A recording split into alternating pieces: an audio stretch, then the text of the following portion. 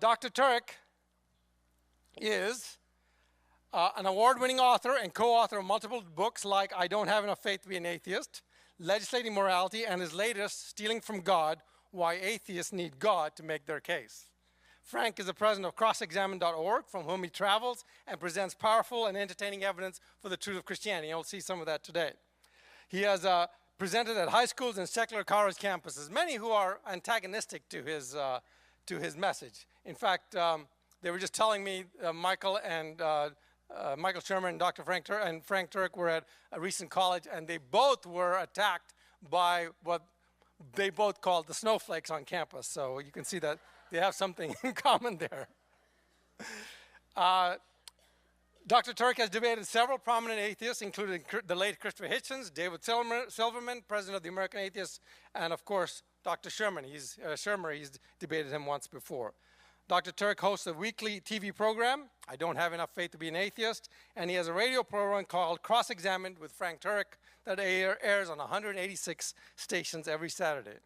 Frank has appeared on The O'Reilly Factor, which doesn't exist anymore, Handy and Combs, which doesn't exist anymore. Hang on, Frank, is there something going on here? Faith Under Fire, and Politically Incorrect, which doesn't exist anymore either, with Bill Maher. In fact, I believe you're on the second to last or the last episode where Bill Maher actually got fired, or he got fired shortly after. So beware of inviting Frank on your show. A former aviator with the U.S. Navy, Frank has a master's degree from George Washington University and a doctorate from Southern Evangelical Seminary. He and his wife, Stephanie, have 3 grown sons, one of whom who is here today. And make sure you go back to the book table. He will be there if you want to meet Frank's son. And ladies and gentlemen, Frank Turek, come on up.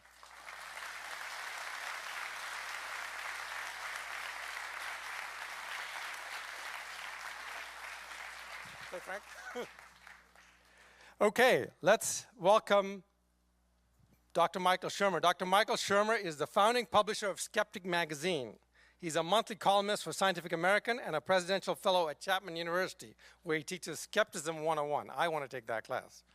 He's the author of multiple New York Times bestsellers, including Why People Believe Weird Things, The Science of Good and Evil, The Moral Arc, and his latest book, Heavens on Earth, The Scientific Search for the Afterlife, Immortality, and Utopia. Not to be confused with Ethiopia, where I grew up, one of the places I grew up. Dr. Shermer has been an invited guest on the Colbert Report, 2020, Dateline, Charlie Rose, Oprah, and Larry King Live. They all still exist, except for Larry King Live. So apparently Michael Shermer is a better person to invite on your show if you want longevity. He has been interviewed on countless documentaries which have aired on shows like PBS, Discovery, the History Channel, the Science Channel, and the Learning Channel. He received his BA in psychology from Pepperdine University, his MA in experimental psychology from California State University in Fulton, and his PhD in the history of science from Claremont Graduate University. Ladies and gentlemen, Dr. Michael Shermer.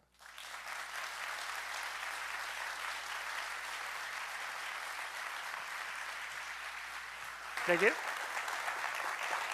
Thank you all. Now, our time is short today.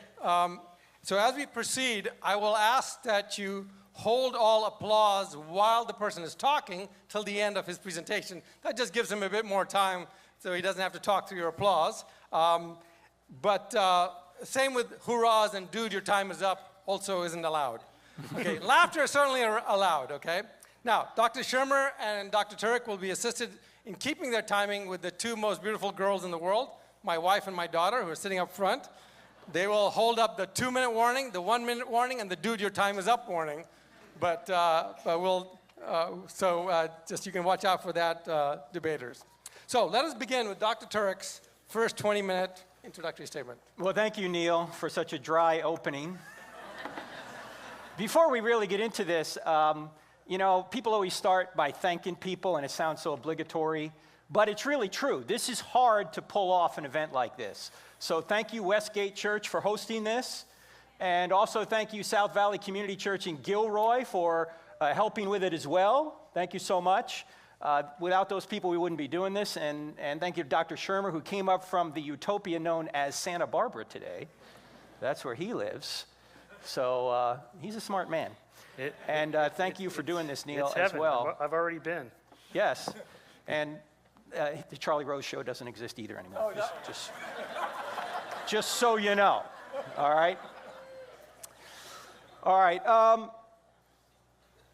One other thing I want to mention, and that is, before we get started, I'm from New Jersey, which means I speak at 150 words a minute with gusts to 350, okay? I'm going to go really quickly. In fact, when we do these opening statements, I think Michael would agree with me. When you do debates, the biggest problem is time. You don't have a lot of time, so you have to compress a lot into a short period of time. So we're up here playing beat the clock. If you want this PowerPoint presentation I'm going to show you, all you need to do is go to that website, crossexamine.org/debate. Send us an email, and we're going to send you this PowerPoint presentation. Even the slides I can't get to. So you're not going to be able to keep up with me. You can look at it later if you're really interested in this material. It's going to be there. By the way, we're not going to share your email address with anyone. But if you do that, in fact, if you do it right now, it's going to, in the next probably 5 minutes, it's going to be in your inbox, okay? All right, Anna, you ready? Are we ready? All right. We're trying to figure out what better explains reality, theism or atheism. And one of the hardest questions to answer from the very beginning of time has been, if there is no God, why is there something rather than nothing? Why does anything exist, in other words? And I think when we look around the universe, we have to figure out certain effects, and these effects must have some kind of cause. In fact, that's how we know God exists. We reason from effect to cause. And there's a number of effects I want to go through here tonight. The first is creation. We'll talk about that first. Secondly is reason, the idea that we can reason to true beliefs. Thirdly is the information found in DNA. Number 4 is morality, objective morality. Dr. Shermer will agree that certain things are objectively right and other things are objectively wrong. Also, evil. Why is there evil in the world if there is a good God? I'm going to argue that evil actually shows God does exist rather than not. And then finally, science. Why can we do science? Why is the world so orderly so we can actually do science? It appears to be the product of a rational mind. And if you notice, each one of these effects that we're trying to discover the cause for is in an acronym, as I'll get to in a minute. We're trying to figure out the cause. I have to figure out what the cause is, and so does Dr. Shermer. Now, Dr. Shermer may not have the same one cause. He may have several causes, but these are effects that require a cause. And this is in an acronym known as CRIMES, C-R-I-M-E-S, and we're going to just go through this as quickly as we can here in this 20 minutes. The first is the idea that there really was, and all scientists seem to agree with this, there really was at one point a big... I'd like to keep the audience awake in the beginning, all right?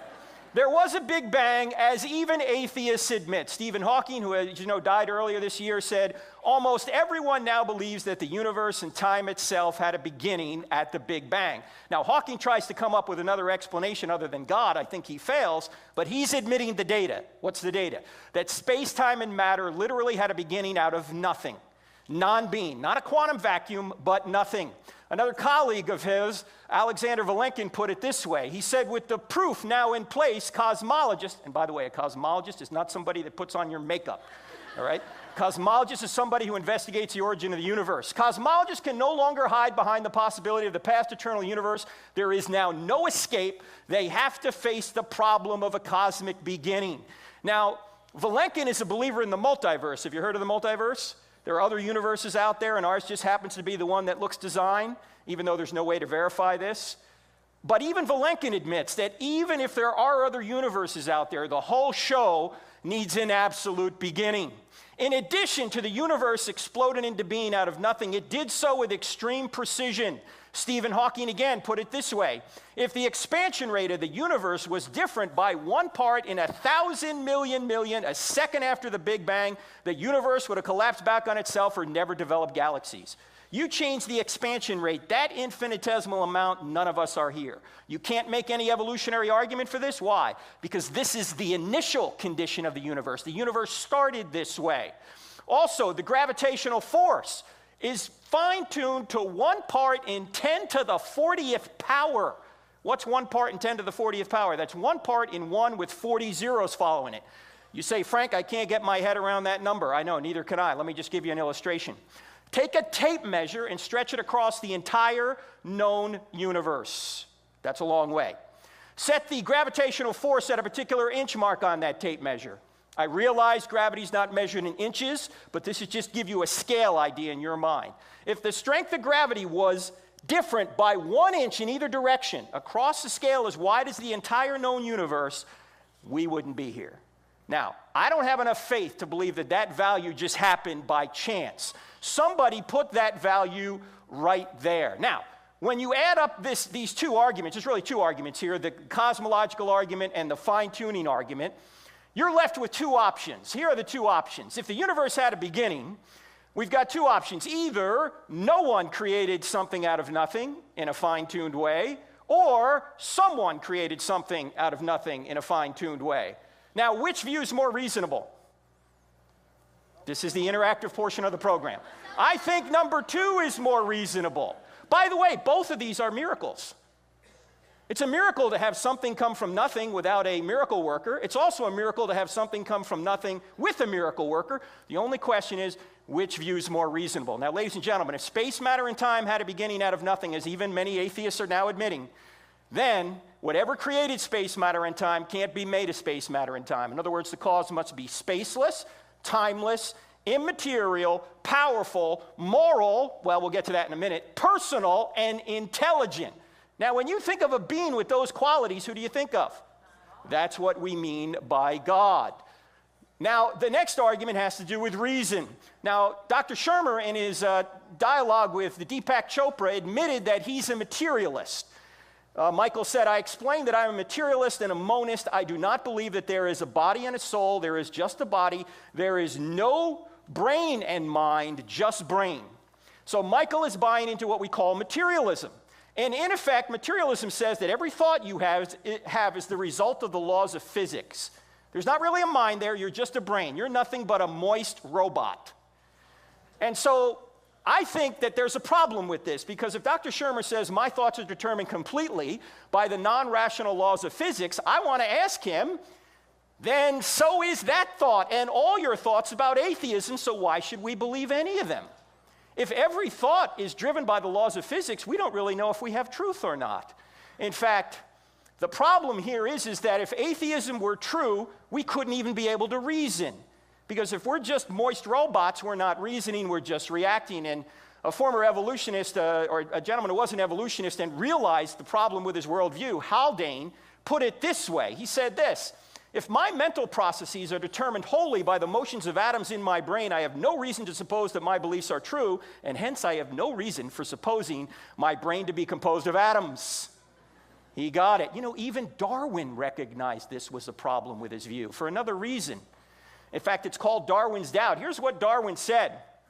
He said, with me, the horrid doubt always arises whether the convictions of a man's mind, which has been developed from the mind of lower animals, are of any value or at all trustworthy. Would anyone trust in the convictions of a monkey's mind if there are any convictions in such a mind?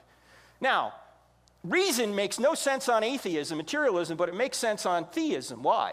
Because our minds are made in the image of the great mind, and the laws of logic which allow us to think and communicate are based on his nature. The third effect that we need to explain is information, particularly the information found in DNA. And the best way of explaining this is to take you to your breakfast table. Suppose you're a teenager, you come downstairs one morning, and you want to have a bowl of alphabet cereal. And you see the alphabet cereal's knocked over on the table, and right in the middle of the table, the letters spell, take out the garbage, Mom. What are you going to assume? The cat knocked the box over? Earthquake shook the house? No, you're going to say that that's intelligent design from an intelligent being, Mom.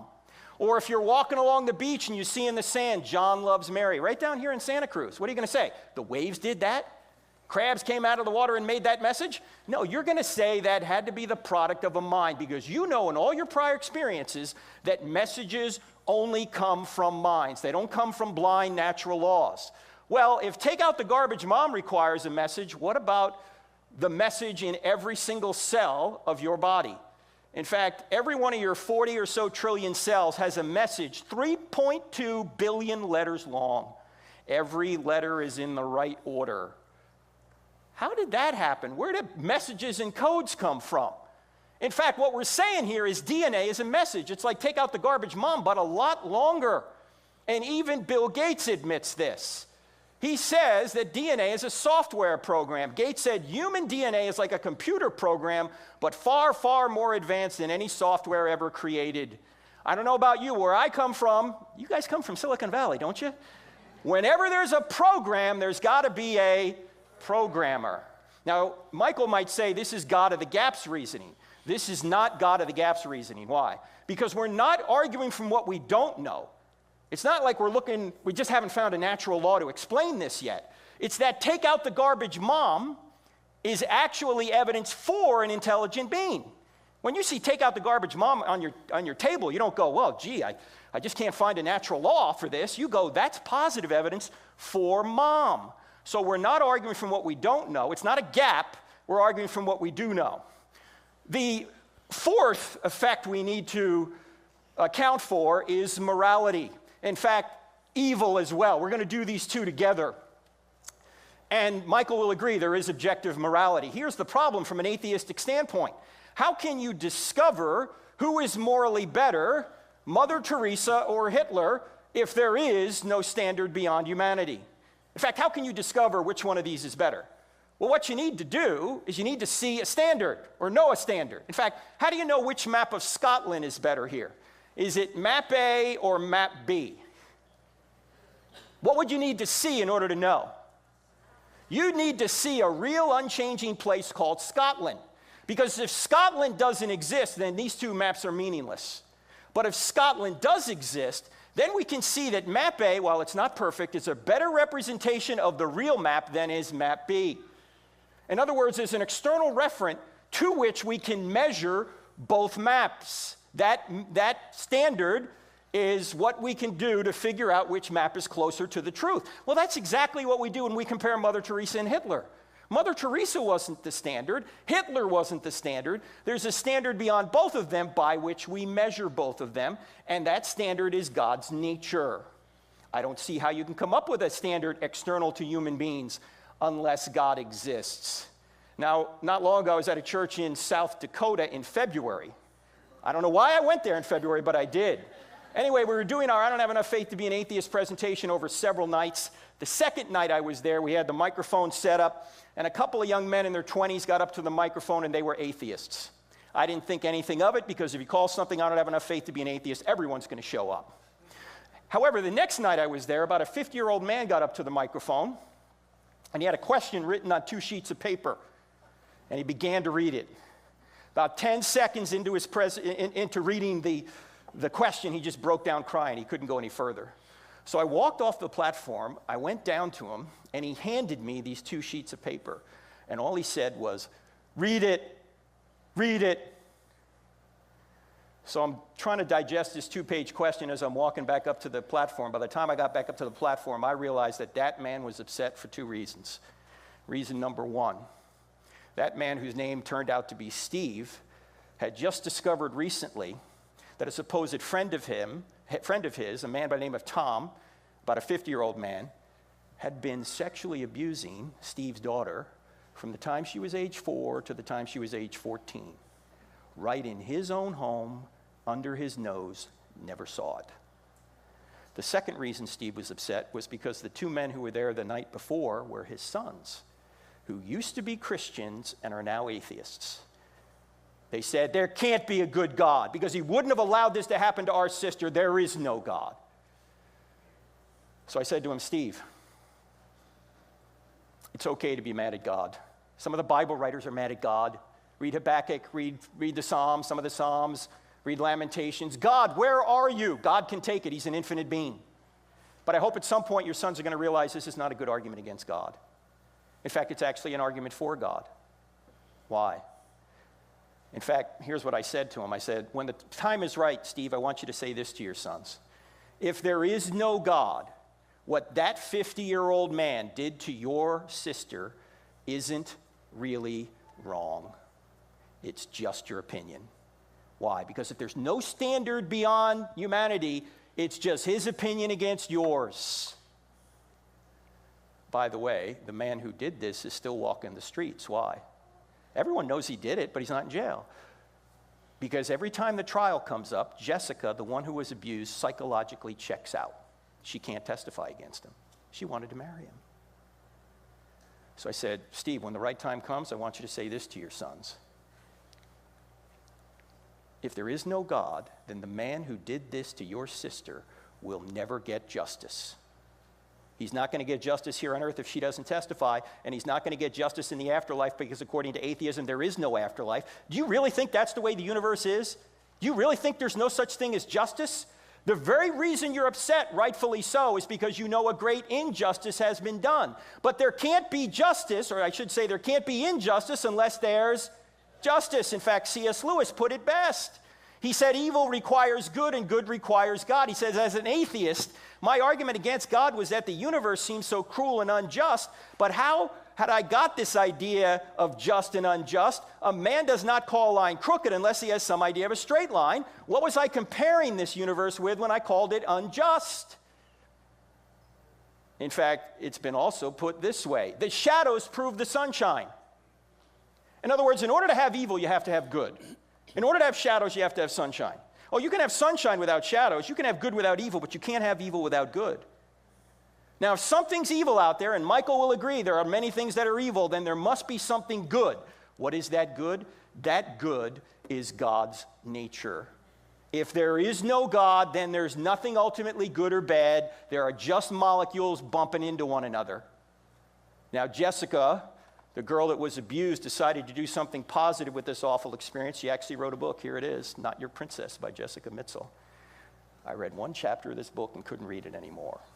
Why am I telling you this? Because her father, Steve, wants many people as possible to know this. Because this happens too often in American homes. Now, ladies and gentlemen, is the sexual abuse of children evil? Yes, then God exists. I know that sounds counterintuitive because Michael's going to ask, well, why would he allow it to happen? That's a whole other conversation. But the point is you can't say God doesn't exist because it wouldn't be evil unless he did exist. Because he's the standard of good by which we'd even know what evil was. He is the standard of measurement. Finally, science. Why is the world so orderly? Why can we do science? Michael Shermer's a scientist. He teaches a class on this.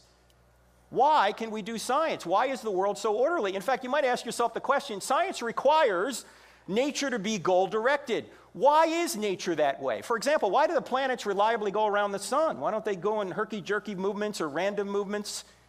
You say, Frank, because there's a law like gravity. I know, but why is there a law like gravity? And why is it so precise and consistent? It appears to be the product of a mind, not randomness.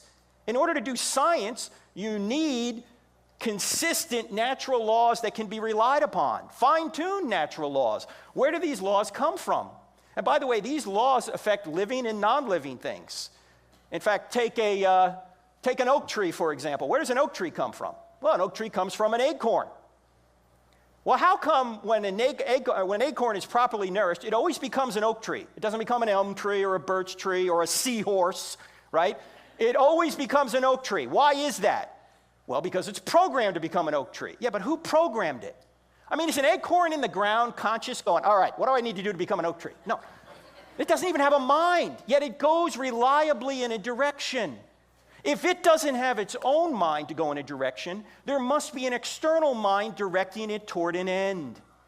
That is what Aristotle called the unmoved mover.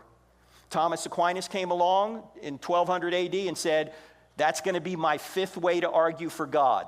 Even if the universe didn't have a beginning, it needs someone to keep everything in motion, an external intellect. That's what we mean by God. We wouldn't even be able to do science unless this existed, unless this orderly natural world existed. In fact, Sir Fred Hoyle, who was an atheist, after looking at arguments like this, I don't think he ever became a theist or Christian, don't get me wrong, but he looked at the fine-tuning and some of these other arguments, and here's what he said. A common-sense interpretation of the facts suggests that a super-intellect has monkeyed with physics as well as chemistry and biology, and that there are no blind forces worth speaking about in nature. Now, what do we do with all of these effects? Creation, reason, information, morality, evil, and science. What do they tell us? Well, I think when you break these down, you get the attributes of what we call God. From creation, we know that the cause is immaterial, timeless, and spaceless. He's also extremely powerful to create out of nothing. From reason, we know this being is rational. From information, we know he's extremely intelligent and has purpose. From morality, we know he's absolutely morally perfect and also personal, because you only have a moral obligation to persons. You don't have a moral obligation to impersonal forces. You know, if you go try and dunk a basketball, you're not sinning against the law of gravity. We also know that this being from science creates and sustains orderly natural laws. Now, who fits this? It seems to me that this is a theistic God identified without reference to any religious book. We're just looking at effects and reasoning back to the cause. So I'm saying that all of these things point back to our suspect, God. Now, and this God, by the way, is spaceless, timeless, immaterial, all those attributes I just mentioned. Now, if you want to go much further in this, you can. The book Stealing from God is back there. It goes through this in this order. If you just want the debate PowerPoint, you can get that. And I want to point out that all the proceeds from the sale of the books will go to feed needy children, mine, okay? Just so you know. And here's my oldest little child who's now 30 years old. His name is Zach Turek. He's a captain in the Air Force. There he is right there. Thank you.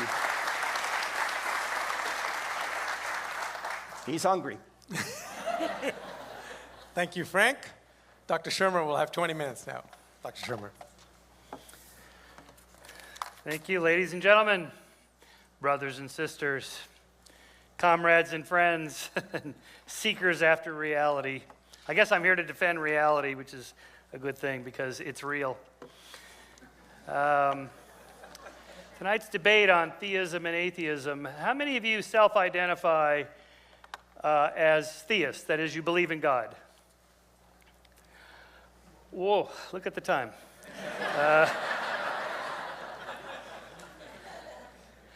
I'm going to jump ahead just for a moment while you're in the hand-raising mode. Just for a moment, just indulge me.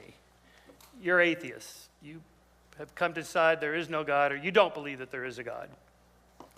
Can you think of any reasons why sexually molesting a child is wrong? Can you think of any reasons why it would be bad? Really? Most of you can't think of any reason why this is wrong? Of course you can. All right, full stop. That's good enough. It's wrong because of all the reasons you're thinking of right now.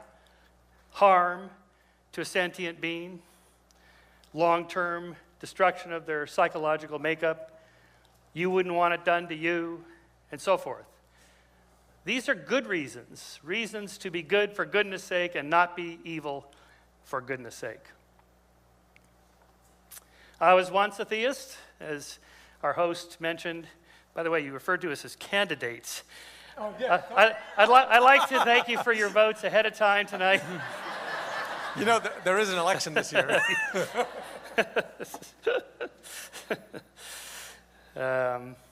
That's my other hat. I was serious about it. I went to Pepperdine University. It's a Church of Christ school. I was a born-again evangelical Christian for 3 years. I went door-to-door, Amway with Bibles, the whole thing.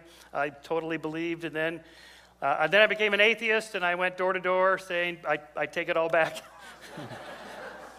Sort of reminds me of what you get when you cross a Jehovah's Witness with an atheist, is someone who knocks on your door for no reason at all. I once saw a bumper sticker that said, "Militant agnostic, I don't know and you don't either." Now, it's important we define our terms. That little quip has some deeper meaning in it, epistemological meaning, that is, when Thomas Henry Huxley coined the term agnostic in 1869, he meant not knowable. That is, there are certain things we can't get at.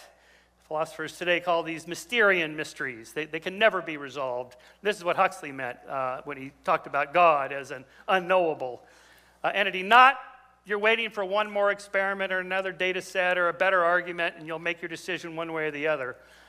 He didn't mean that, nor did he mean like when I was on the Colbert Report, and we were talking about this in the green room, and I mentioned being an agnostic at the time, and he said, "That's just an atheist without balls." And I thought, I don't like that. I'm an atheist. But there's two types of atheism. There's weak and strong atheism. Strong atheists say, I believe there is no God. Weak atheists say, I don't believe in God. Slight difference. I don't think the first one is as tenable a position. I don't know that there is no God. I'm not sure how you would prove. It would be difficult to prove a negative in that sense, prove that something doesn't exist. But the null hypothesis in science, that is, I withhold judgment or I withhold belief until sufficient evidence comes in, which would apply to any particular claim, then I will reserve judgment. I will remain skeptical. I will not believe in your particular claim, whatever it is, Bigfoot, aliens, doesn't matter, until you provide me the evidence, show me the body, and I'll believe in Bigfoot, show me the spaceship, and I'll believe in UFOs, and so on. It just depends on what the evidence is, and so lack of belief is different from believing there is a lack of something. Now, the proposition that does atheism or theism explain anything is not quite right. Not believing in something or believing in something doesn't explain anything. It's just saying I believe it or I don't believe it, whatever the it is.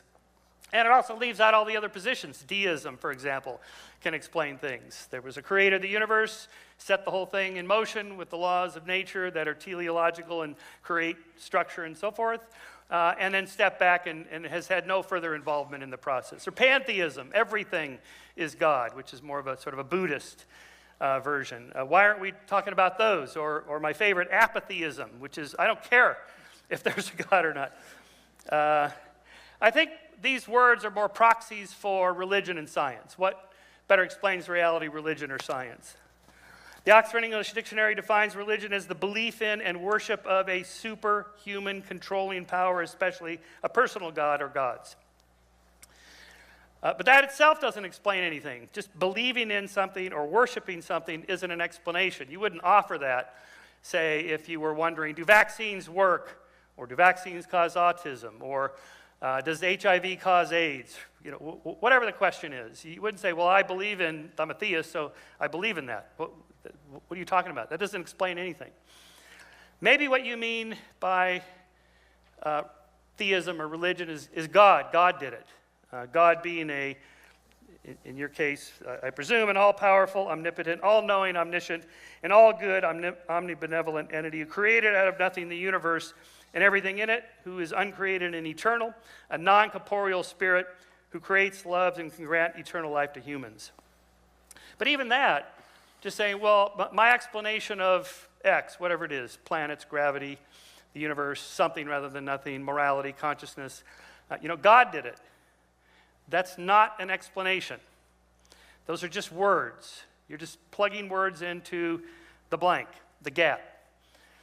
Any more than like people I deal with that believe in psychic power, astrology, ESP, telepathy, and so on. When they say, well, it's just magic power that happens. It's this, this ESP does it. That's not an explanation. We still want to know, how did God do it? How does this ESP thing work? So, for example, you mentioned Deepak Chopra. He was a good friend of mine, and Deepak believes, along with a couple other scientists, Roger Penrose and this guy Stuart Hameroff, an anesthesiologist, that consciousness arises out of the microtubules inside neurons. Microtubules are these little infrastructures that kind of hold cells together. And they think that there's quantum effects inside these microtubules in which there's this kind of spooky action at a distance in quantum experiments that's real. And maybe this is something that happens between brains. So I could read your thoughts because our neurons are collapsing the quantum wave fields at the simultaneous kind of synchronicitous wave. And so my neurons are firing in synchrony with your neurons, and so we're reading each other's thoughts. Okay, I don't believe this, I'm skeptical. Okay, but it's a legitimate hypothesis that's out there to be tested. But even if it's true, that wouldn't be the paranormal. It would just now be the normal. It would be part of science, part of neuroscience, part of quantum physics. Or it's even called that, quantum consciousness. Okay? So there's no such thing as the supernatural or the paranormal. It's just the natural, the normal, and the stuff we can't explain yet. The gaps we haven't filled. There's lots of gaps. But that doesn't mean my particular preferred hypothesis is the right one simply because there's a gap.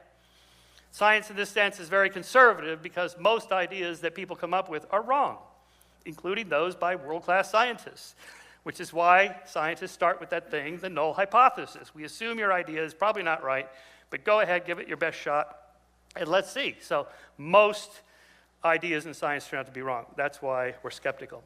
So in science, we're looking, no, Frank mentioned science and reason. It's important to point out these aren't things. Science and reason are tools we use to try to answer questions. So the moment you say that theism explains science, you're treating it like it's a thing, like reason is this thing sitting up there that needed to be created. It's not. It's more of a, think of it as a verb more than a noun. It's something we do. And the moment you open your mouth to make the argument that reason and science can't stand on its own, you've lost the argument. You've just used science and reason to argue that science and reason can't stand alone. End of story. Rest my case. It's a thing we use to answer these questions. So, for example, I'll give you just one of many we could address. According to UNICEF, about 29,000 children under the age of 5 die every day, mainly from preventable causes. That's 21 dead children each minute. That's 10.6 million a year. That's almost 2 Holocausts a year. By the time I finish this sentence, a couple more children will have died of these preventable diseases. About 70% of them are attributable to diarrhea, malaria, neonatal infection, pneumonia, preterm delivery, or lack of oxygen at birth. Some of these the Gates Foundation is working to eliminate. Science's explanation, these are all preventable tragedies. We know the causes of them. We can eliminate the causes if we have the right science and technology. We have the right science and technology in medicine. The delivery to these poor countries is the difficult part. What's religion's explanation? How would theism explain this? We get things like, well, this is part of God's plan. Or, God works in mysterious ways. Who knows what God has in mind for these grieving parents and these suffering children? What sort of God would make a plan like this? This all-knowing, all-powerful, all-good God? Maybe a less than powerful God? Maybe God just simply can't save these poor children.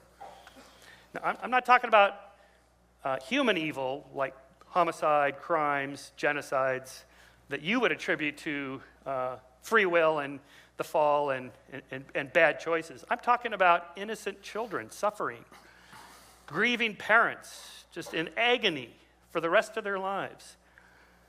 What's the plan there? Frank, you talk about how beautifully designed the universe is. No, it's not. There's a lot of bad things that happen. And most of the universe is not beautifully designed for life. Most of the universe is completely inhospitable to life. And most of human life, all the way up until really just recent decades, has been largely just suffering and misery. It's just the second law of thermodynamics and entropy running its course. Diseases felling people, cancer killing people, human violence and aggression, war, genocides. These were quite common before just recent times. Now, the problem with explaining these problems, these forms of evil, with theism is what I call the irrefutable God problem. When good things happen, who gets the credit? God. When bad things happen, who gets the blame? Not God. Wow, what a great system. So no matter what happens, the God hypothesis is confirmed. What would it take to disconfirm the God hypothesis? Just think, let that just float there for a second. What would it take for you to change your mind? What would it take for you to say, you know what, I think this idea I have, this theory, this hypothesis, as the explanation for whatever, maybe it's not right. How can I decide? What's my test? So if it's that good things happen, so God exists, and bad things happen, so God exists. What would it take to refute that? It's irrefutable by definition. It's simply an assertion, and as the late, great Christopher Hitchens said, in what I elevated to Hitchens' dictum, that which can be asserted without evidence can be dismissed without evidence. In his great book, his last regular book, The Demon-Haunted World, Carl Sagan opens up a chapter with a little vignette. There's a dragon in my garage. Want to see it? Let me show you. I got this dragon in my garage. Let me show you. Come here. See, open the garage door. You look in. Empty floor, empty paint cans, a ladder, an old bicycle. Where's the dragon? Oh, you don't see? Oh, sorry. This is an invisible dragon. Invisible dragon?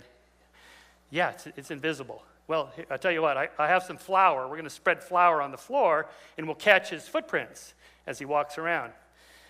Well, you see, this dragon hovers above the ground about a foot, so he doesn't actually touch the ground. Well, that's okay. I got some of this spray paint stuff. We'll spray, and we'll catch the body form. Well, no, you see, nothing sticks to this dragon. But he's a dragon, so that means he bellows out fire, so he generates some heat, and I have a thermal camera, and we can detect the thermal signature of the dragon. No, see, this is a special dragon. He's a cold fire dragon. He spits cold fire, so there's no heat signature. You see where Carl's going with this. What's the difference between an invisible, hovering, undetectable dragon and no dragon at all? Now, you might say, but I feel the presence of the dragon. I feel his love for me. I feel like when I think about the dragon, I get a parking spot when I wouldn't have, and I met my spouse because of the dragon's love for me, and and the dragon explains why bad things happen, and why is there a universe? The dragon brought it into existence. These are not arguments. These are special pleadings to affirm a hypothesis you already want to be true. This is like playing baseball without the bases or the ball. We have to have some kind of rules by which we decide what's true and what's not. Now, the problem with faith that theists and religionists use is that it's not a reliable means of true knowledge, of valid knowledge. And if you say, well, but wait, Dr. Shermer, don't you believe in love?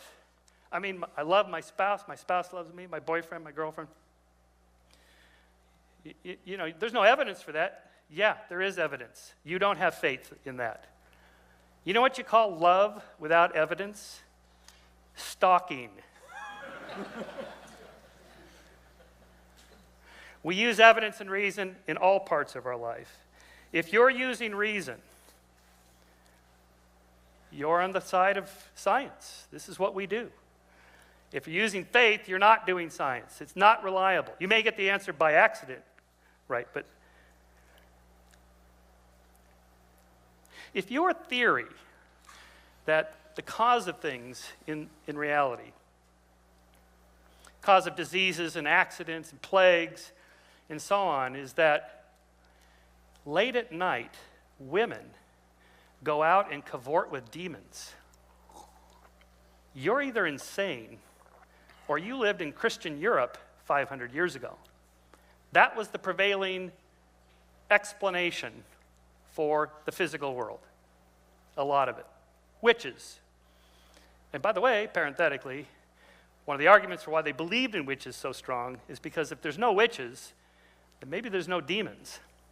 And if there's no demons, maybe there's no God.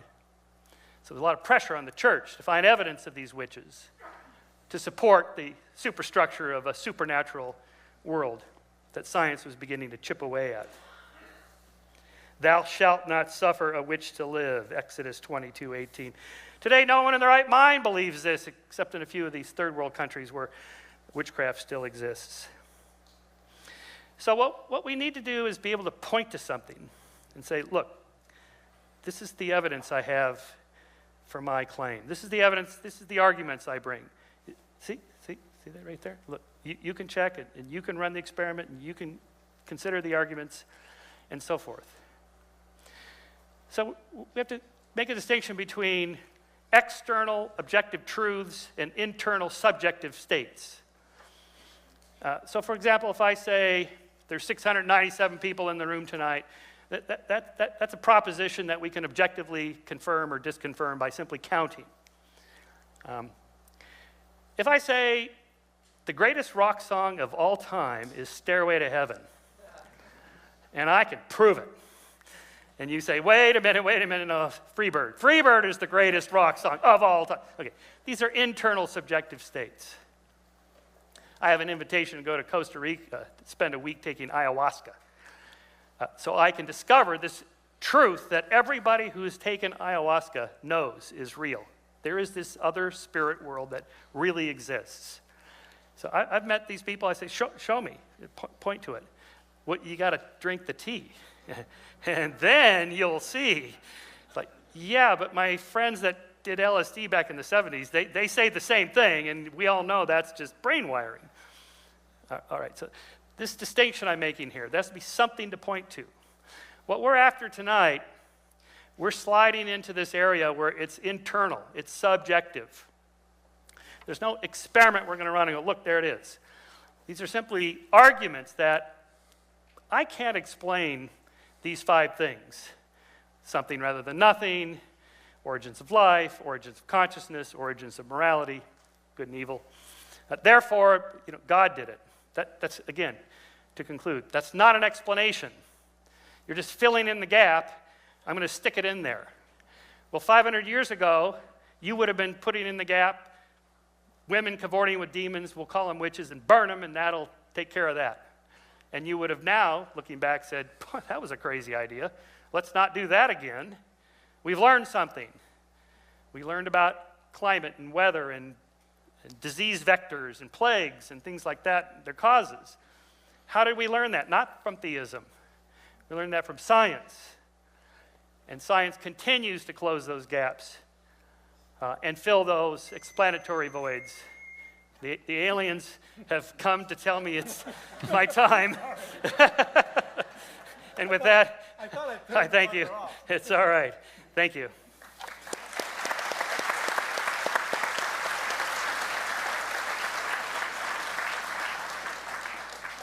Prior to the beginning, we agreed that they would be allowed to go over a few seconds here or there. And so I turned off my buzzer, but I was surprised that it went off. Sorry. No. So at this point, we're going to move into what is my favorite part of the discussion, the candidates, the debaters. My other hat is politics and Christians and things like that. But so at this point, we are going to have a 15-minute cross-examination where each debater gets 15 minutes to ask questions to the other debater, and they get to answer it, and then they switch roles after 15 minutes. And at this point, you can also throw in some rebuttal statements in that. But however, I do ask that if you do ask a question, you allow the person that you're talking to answer the question before you move on.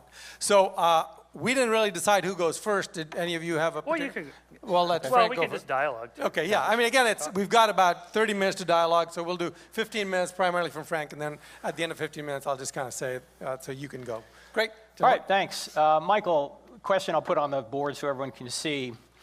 If you're a brain evolved by an unguided, unintelligent process, and all your thoughts are completely dictated by the laws of physics, in other words, you're a moist robot, then why should we think your thoughts are true, including the thoughts you've stated right here tonight? Okay. We're operating at different levels here. So it would be like if you wanted to explain water by looking at the quantum physics in the subatomic particles in hydrogen and oxygen atoms. How do you get water out of these quantum, these quarks inside the protons and neutrons of the atom? You don't. It's a higher level explanation. Much like we talk about emergent properties. How do you get democracy out of atoms? Well, you don't. You don't use physics to explain democracy. You use political science.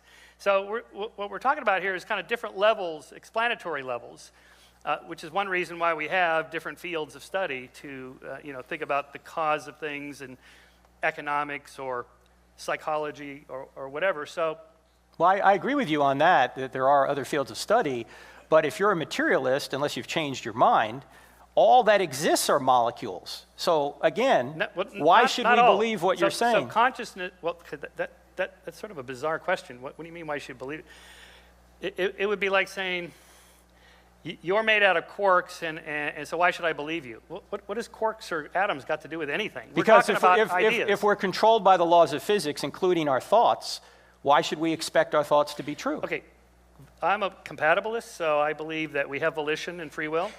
How? Well, okay, so it has to do with emergent property of complex systems. So you and I have more degrees of freedom than a dog. Dog has more degrees of freedom. By degrees of freedom, I mean places to move, choices to make. So rats make choices. I'll press the left bar or the right bar. I'll go down this alley, that alley, whatever. Those are choices. Rats make them, dogs make them, we make them. And we have more choices, more degrees of freedom than, say, rats, than, say, cockroaches. Okay, so like, what would be the difference between a drug addict hooked on OxyContin and you and I who are not? You and I are not under that sway, but the poor addict is. There's a difference there of degrees of freedom. Okay, so I would answer it that way, that it's kind of different levels of how many controlling vectors are at work. Do you believe the laws of logic exist? Well, okay, not without humans to describe them. Okay, let me ask you this then. Yeah. You're saying the laws of logic are just human constructions. Correct. Well, okay, two things. One, there is a reality that really exists, so we can measure the angle here. To a bat's brain, or it may look different than on my brain, but there really is a table, right? And it really exists. Even if I can't ever know what it's like to be a bat and know what it feels like to experience a table through echolocation rather than touch or sight, but still, that really exists. So the laws of nature that we describe and interpret with mathematics and words, those are human constructions. There's no second law of thermodynamics or a Newtonian equation in a star. A star is just doing what stars do. When they get a certain pressure and temperature, they convert hydrogen into helium. All right, let me just ask you this. And you're saying they're human constructions then. So let me ask you this. Before there were any human beings on the earth, was the statement there are no human beings on the earth true? Yes. Okay, well then how could the laws of logic just be human constructions then? Well, but we're asking that today. Regardless of when we're asking. If there's no humans, there's no one asking the question. But it was still true prior to that. How could you and I even communicate if you had your own idea of the laws of logic and I had my own idea? How could we even communicate unless because there is a reality and we share a common neuroanatomy to describe it in ways that are similar. So this gets at the problem of other minds. How do I know your red looks like my red? Okay, these head scratchers that you get in Philosophy 101. How do I know that you're not all a bunch of zombies and I'm the only one with the lights on? Okay, my answer to this is the Copernican principle, which says we're not special. The Earth is not the center of the universe. We go around the sun with all the other planets. We're not special. We're just in a little corner of the Milky Way galaxy, one of 100 billion galaxies. We're not special. So the chances of me being the super special one human that's conscious and self-aware, and the rest of you are zombies walking around and you only look like you're and pretending to be conscious, is very low. So that's how. Right, but you're still not answering how these laws exist, because they exist even if human beings don't exist. The laws exist in the mind of God. Okay. Otherwise, you and I couldn't even communicate. Okay, so first of all, they exist in the mind of God. That doesn't follow from this at all. That's a separate assertion. We can come back to that. When we talk about a law... Wait a minute. What you just said there is an assertion, and you're using the laws of logic to say it. If the laws of logic aren't objective, that statement couldn't be true. First of all, okay, so back up. First of all, it's not true that there has to be a God or else. Why would God make the laws any special? What's God got to do with the laws of nature? Nothing. You're just saying that. That's the very point. I'm not talking about laws of nature. I'm talking about the laws of logic. But if you want to talk about the laws of nature... Those are just words we're using, conventions, mathematical equations. Those are all human constructions. Michael, I know you're not a postmodernist. Please. They're just words. No. They're describing truths. Yeah, okay, the equation, again, back to... I'm skeptical you're a postmodernist. Say Newtonian equations, they don't exist in the sun. The sun's just doing what the sun, it's just physical matter doing what it has to do. We describe it. So before there were humans, no, there was no law. So the sun was not burning before there were humans? No, the sun, of course, is burning, doing its thing, but there's no law, there's no Newtonian equation to describe it. Well, there's no Newtonian equation to describe it in our minds because we're not here yet, but that Newtonian equation is still not the equation. Describing the truth of what was happening. No, not the equation. The equation describes what happens. The equation doesn't do the work. The equation is our way of describing how it works. Correct. Okay, but that existed prior to you and me ever existing. The sun was burning before you and I ever existed. Okay, I think we're talking Let about me two move on to different another things. question. We're Okay. talking about two different things here. We're talking about the material reality of stuff that exists and then our description of it. Right, well, you're going with emergent properties, which appears to be a faith position. Anyway, let me ask you this. If God does not exist, only molecules exist, what is the nature of the moral standard called goodness, and why are we obligated to obey it? What is that little ruler if it's not God's nature? Okay, back to where I started. Frank, can you think of any reason why sexually molesting a child is bad? I can wrong, think of, evil? yes, I can think of reasons, but they're all based on moral principles which require God. No, they don't. Sure they No, do. really. Do you really need God to tell you and explain to you why it's wrong to molest a No, child? not to tell me why it's wrong, but you don't need God to know right and wrong. You don't need God to be good. You just need God to justify what No, you good don't. is. No. What, Right there. Stop right there and leave out the God part. I know why it's wrong. Full stop. you know The why it's wrong, reasons- but why is it wrong Okay, so- independent of you knowing it? So Plato refuted this 2.5 millennia ago. It's called the Euthyphro problem, or the Euthyphro dilemma. That is, if God says, say, murder is wrong, although technically by definition that's what murder means, wrongful killing. But in any case, are there reasons why God is saying that? Yes, God has his reasons. Okay, give us the reasons. Made in the image of God. And skip the middleman. All we need are the reasons why. But see, that implies a moral principle. When you, like before you said, the reason you shouldn't sexually molest a child is because they're sentient beings and you wouldn't want them doing it to you or vice versa or whatever. Those are all other moral principles that need a source. What they is don't the need a source on atheism? The source What is the no, standard? leave atheism out of it. Atheism isn't anything. It's just lack of belief in God, full stop. We could talk about civil rights, civil liberties, the rule of law. Where do rights come from? Conventions. I think rights come from, the basis of it is human nature and what all of us want. Now, I think we're born with an inherent, innate sense of right and wrong. We know from research, like in Paul Bloom's lab at Yale, for example, with tiny infants. These are like 6 months to a year old babies. And they are shown a little puppet show. So imagine there's this ramp, and this puppet's pushing this ball up the ramp, and one puppet comes up and bashes the ball back down and is fighting the puppet. And then, Michael, let me finish. This is a great experiment. Okay. I'm making an argument for I'm not disagreeing that we all know right from wrong. That's not my point. My point is not epistemology. How do you know right from wrong? My point is, what is rightness on an atheistic, materialistic worldview? On a humanist worldview, right and wrong is determined by a combination of our innate moral sense, our upbringing, what our parents teach us, our family, our social communities, and so on, which, by the way, have changed a lot. You guys would have been in favor of burning witches and enslaving blacks centuries ago. You don't believe that anymore. Maybe 50 years ago, most of you would have voted, probably about 90% would have voted that blacks and whites getting married should be illegal. It's not God's plan. God separated the races by continents. These were arguments made in the 20th century. Okay, Nobody here would argue that today. Michael, your book... Gay marriage. Most of you were probably against this. I contend probably half of you tonight are already in favor of it, or at least let it happen. In 10 years, we won't even be talking about gay marriage. Michael, why are any of these right things... right and wrong shifts over time, and it doesn't come from religion, it doesn't come from the Bible. There's no reinterpretation, when Paul said this, he really meant gays should get married. No, that's not how moral change happens. It's not happening through religion. I'm not talking about moral change. I'm talking about the grounding of morality. If we're just molecules, well, then if we do it, then who's to say Hitler was worse than Mother Teresa? Again. Who's to say that if there's no standard beyond either of them, how can you say Hitler was wrong? Can you think of any reason why Hitler was worse than Mother Teresa? If you say because he killed people, then you just brought another moral principle in, it's wrong to kill people. Why is it wrong to kill people? How about the survival and flourishing of sentient beings is a good, and the more we promote that and do it, that's good. Harming and killing people is bad. Michael, Hitler says no. Hitler wants to flourish his sentient beings, not you. Yes, Why is he wrong? So he was wrong because it's violating the sense that every autonomous person has of a desire to live and fulfill their destiny as Why is that a sentient moral beings. principle we ought to obey? We're born with it.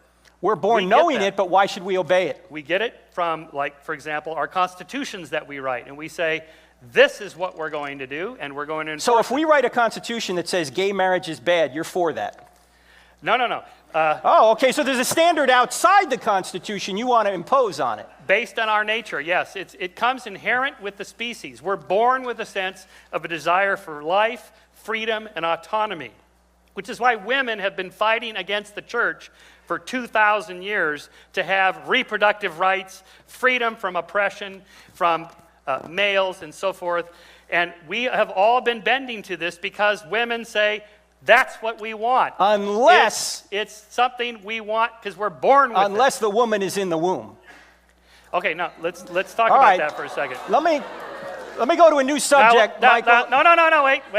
No, you It's brought it my up. time, Michael. You brought it up. And here maybe Would it it's be appropriate. immoral for me to stop you?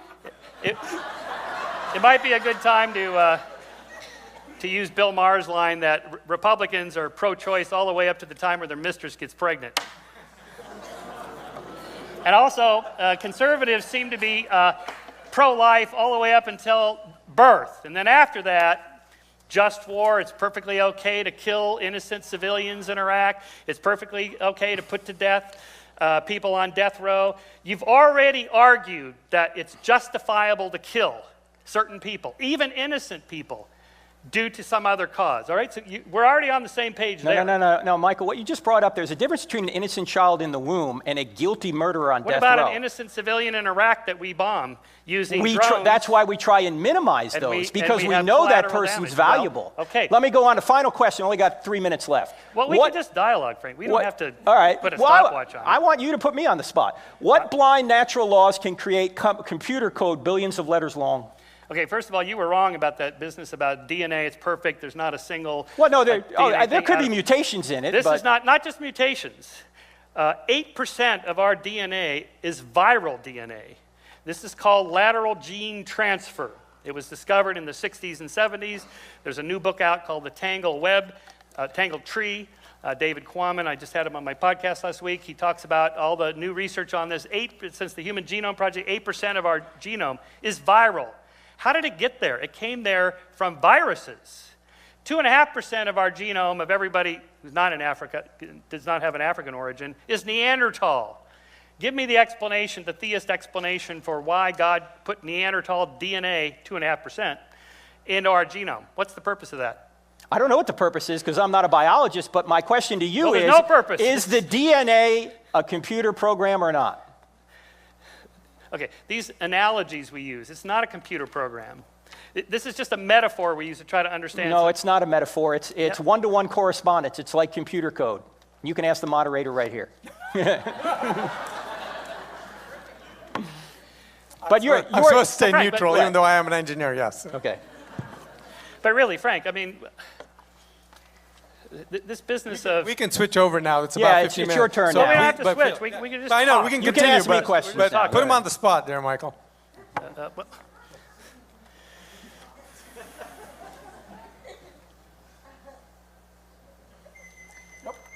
the aliens have...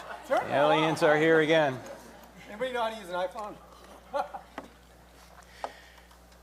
What I'm not following you, Frank, so for example, from your beginning points, how you're deriving that there must be a single, personal creator who cares about me from the fact that the gravitational laws are a certain way. I haven't gotten there completely yet because I this mean, is it just could be- this is just theism at this point. Could it be a committee of gods? There could be 2 or 3 or a dozen. Could be like a board of directors that, No, that it runs can't. the universe. It can't for a couple of reasons.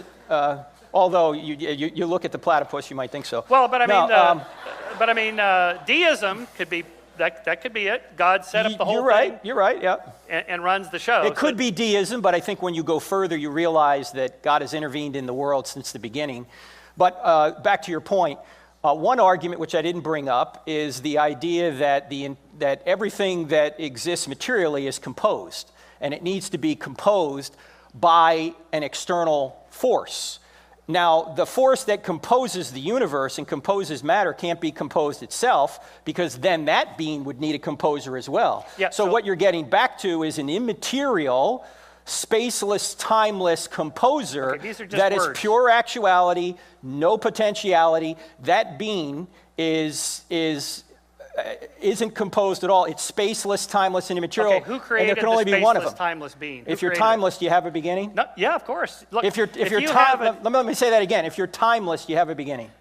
You can. How? You're not in time. So now you're depending on the laws of logic that are failing, because first of all, we don't know of anything that came from nothing. There's no example of this at all. For example, quantum physicists tell us that the things that are bouncing off all of us right now, photons of light, they come from the inside of atoms. They're not in the atoms. They're not sitting there waiting to burst out. They pop out of the atoms, out of nothing, out of the quantum foam. Okay, you quoted Stephen Hawking quite a bit. Hawking's point was that, not that the universe comes from nothing. There's not this like creation event from nothing. When physicists talk about nothing, they don't mean what theologians mean. They mean there's this quantum energy field out of which things pop from just the pure energy. We know of nothing. Okay, this is one of these linguistic epistemological walls I mentioned that we're going to hit. We can't conceive of nothing. It's not possible for any human brain to conceive of nothing. Sure it is. That's what most men think about. No thing. See, the word itself, no thing, implies there's a thing of which there's no. That would not even be nothing. It would be like my asking you, imagine yourself dead. You can't do it, because to imagine something, you have to be alive. Michael, don't go Lawrence Krauss on me. I mean, come on. Even atheists have panned his book. Okay, Frank, this is Lawrence Krauss. If I say I had nothing for lunch, that means I had no thing for lunch. I didn't eat lunch. It doesn't mean I had something called nothing. Okay. Again, we don't know anything about what the universe was like at the very beginning. As far as we know, it could be an infinite universe going all the way back, not a beginning infinitely long ago, that the Big Bang creation from the singularity point was itself just on the continuum of there's always been something, by which I mean the nothing of quantum energy. All right, let me... Okay, so again, we're hitting a wall here. I'm not saying I know what was there before. Nobody knows, and we can never know, as long as we're in this universe, what was there before our universe. It's just as possible that there were multiple universes, and by this I don't mean multiple universes now. I mean a sequence of these, from which, for example, a collapsing black hole that collapses into a singularity point, which was Stephen Hawking's great breakthrough for his PhD thesis, was that maybe this is how the universe started, was something like a collapsing black hole singularity point. It's entirely possible, this is pure science fiction at the moment, that super advanced extraterrestrials could engineer a solar system and a star to collapse into a black hole and create a universe. You could have multiple bubble universes popping in and out. Michael. This is simply an engineering problem. What would you call a being that could create a universe out of a black hole? Michael, you're supposed to be the scientist. You would call that God. Michael, I'm claiming that any sufficiently advanced extraterrestrial would be indistinguishable from the God you believe in. You are coming up with a lot of speculations with no evidence. As are you. No. You have no evidence of this God. All you have show you. I have a gap. I can't explain it's not a gap. I think God did it. It's not a gap. That's We're all not reasoning from what we don't know. We're reasoning from what we do know. If space, matter, and time had a beginning, the cause must be spaceless, timeless, and immaterial. No, that does not follow. What is it then? No. Let me give you some of these like logical sequences. Here's a God. I just made these up. Here's the paradox of perfection. If God exists, then He's perfect. If God exists, He is the creator of the universe. Perfect beings must create perfect things. The universe is not perfect. There's no God. Okay, solid logic, utter bullshit as an argument. It's fallacious. But that's the kind of stuff that all of these arguments are. No, it's fallacious, Michael. If this, and then this, and then this, none of those follow from the points ahead of time. Define what you mean by perfect. Well, that's right. You define it, because I can't. We don't have a perfect. It's not possible. When you're talking about a world constrained by physical constraints, There's no such thing as perfect design. What engineers like Neil do is they find design that fits their purpose.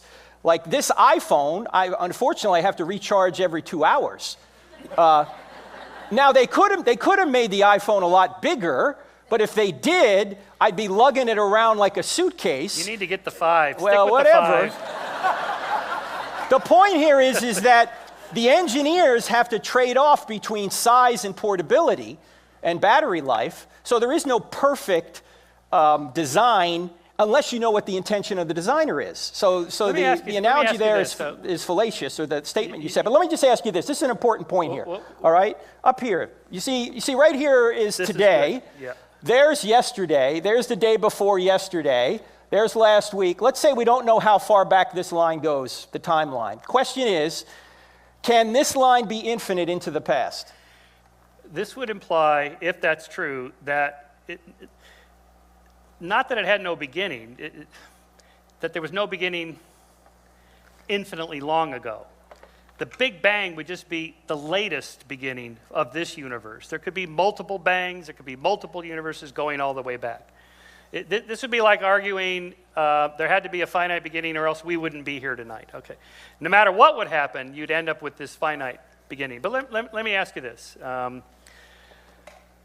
Okay, I forgot what I was going to ask you. Oh, on the design question, since you had the timeline up there.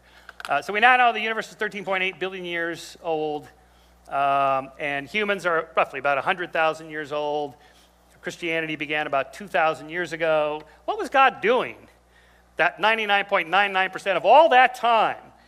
If this is all beautifully designed and elegantly and teleological and purposeful, and it's all here for us so that we would be here, boom, here we are, why the 13.78889 billion years of nothing, and then I think I'll send my son to this desert place in this Bronze Age culture where no one can write, and I'll give them the message. What was the purpose of all that time? Augustine actually answered that question. He said he was creating hell for people who ask questions like that, okay? I'm telling you, my best friends are going to be there. Hitchens, Sagan. No, obviously. It's going to be great. You guys should come. It's going to be party time. Now, Michael, God... But that's a serious question, though, really, because if you're building us into it as something purposeful, I realize you didn't go there with your arguments. Mm-hmm. It's a different argument. That's okay. How do you get to Christianity, that Jesus died for us, with 13.788 billion years of nothing, and then I think I'll come in now. Well, you could read a book by Hugh Ross which deals with that question directly. I have not read it myself. I just had him on the radio program. But I will say this, that God's sacrifice is retroactive. In fact, Hitchens asked this of me in the first debate we had. He said, what was God doing for all that time? And Hitchens didn't seem to realize that Christ's sacrifice was retroactive to everything that happened before him. So people that lived before him were still saved by his sacrifice. So when God came, working through free creatures, a lot of people say he came 2,000 years ago because you had a relative time of peace with a Roman Empire that built a road system and a language, Koine Greek, that was all around the known world at the time. It was the perfect time for God to come and spread this message through people around the ancient world. Did he die for the Neanderthals too? Yes, if in fact there were Neanderthals who had the capacity to make moral decisions. How about Homo erectus, slightly smaller brain? If in fact that was a human being, yeah. They're not humans. They're a different species of hominid. How about Australopithecines, little Lucy with the little, single sort of chimp-sized brain? So in other words, there's a scale all the way down. How about my dog? Does my dog get saved? You see where I'm going with this? Yes, dogs go to heaven, but cats don't. Clearly, they're demonic. Okay? Here, we have agreement on this. I will concede the point. Let the record show there is agreement. No. I love cats. They taste like chicken. All right? I'm sorry. Just kidding.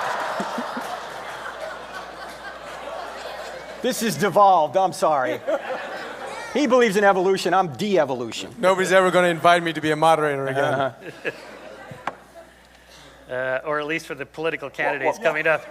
How about, Frank, not just time, what was God doing for 13.8 billion years, but space. I mean, we now know that there's roughly several hundred billion galaxies, each of which contain several hundred billion stars, and now looks like pretty much every star has half a dozen to a dozen planets, if not more, and moons and so on.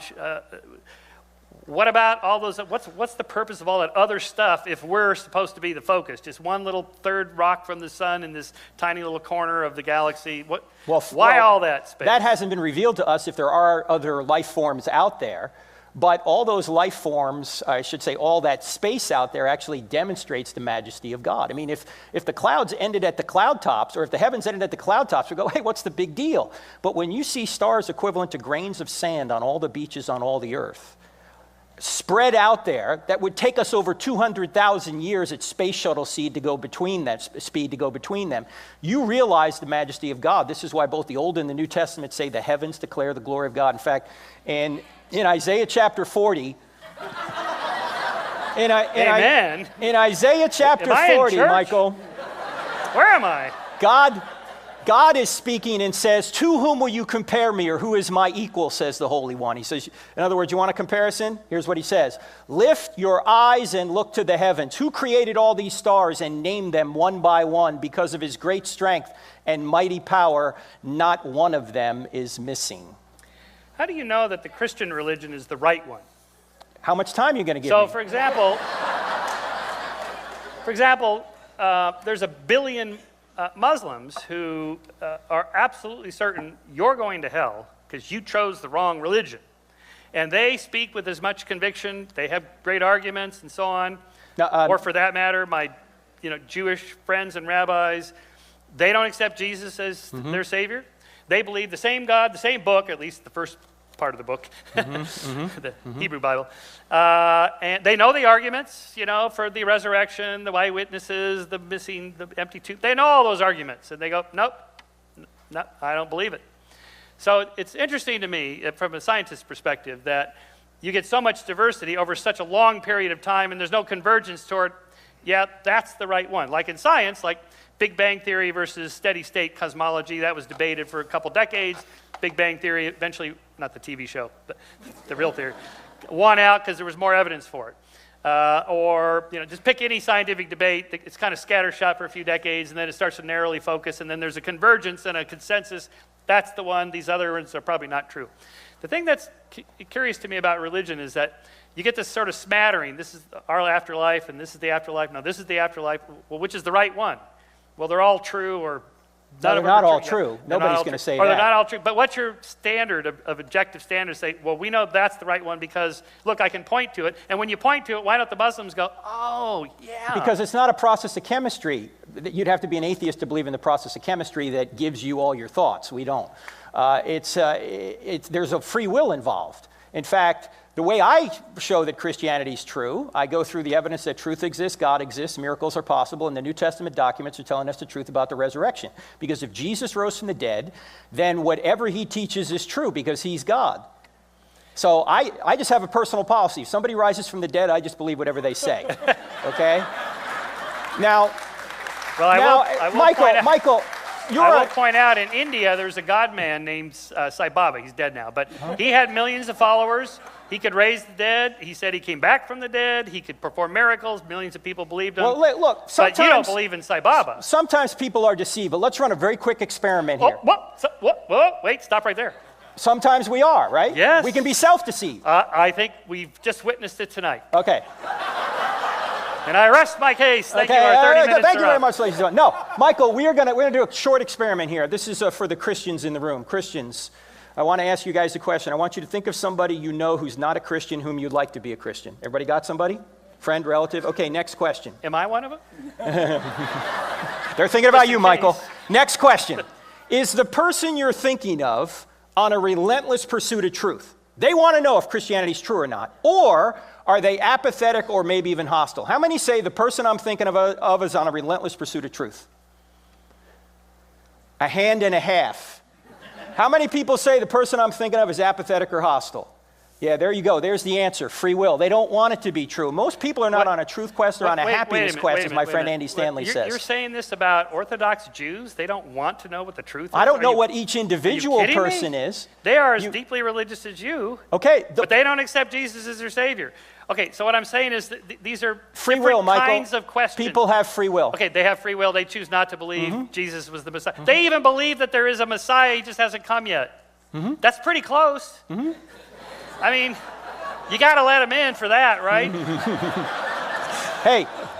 And still, okay. but so, again. Last couple of seconds, so go ahead and we'll wrap up. We can go to Q&A. Okay, so let's do this now. We're going to go right to Q&A. We're going to have 2 lines here, and remember, as we go to the questions. It's 1 line because we only have so many 1 line, cameras. but 2 lines I on see the what you're same saying. side. Okay. That way we can each candidate, sorry, each debater can get 1 question, and then we'll go to the next one. So we're going to have 2 lines here. We'll have the line for Dr. Shermer on the right, line for Dr. Turek on my left. My left. No, right here. They're both right next to each other. Right here. So if you want to ask a question for Dr. Shermer, go on this side of the microphone. If you want to have a question for Dr. Turek, on the other side of the microphone. That way we can interchange between the 2. And here's the rules. No preaching. No long diatribes. Just a straight question. If you need to set up the question, you have 30 seconds for your question, and at which point each of them will have the person you ask. And please tell us who you're asking the question to. That person will have 2 minutes, and then the other person will have a minute to respond.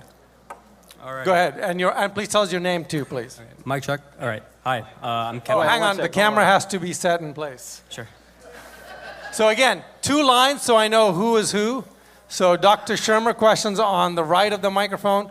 Dr. Turek on the left of the microphone. My left. My left. Am I confusing you all? Yeah.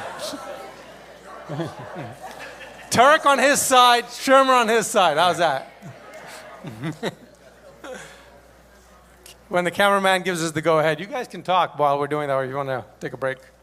Are we ready? Hey, Cameraman? Clint, we ready? Okay. Go ahead, please. Your name first. Oh, he needs to get to the back to... In the meantime, you can pray for my soul. You never know.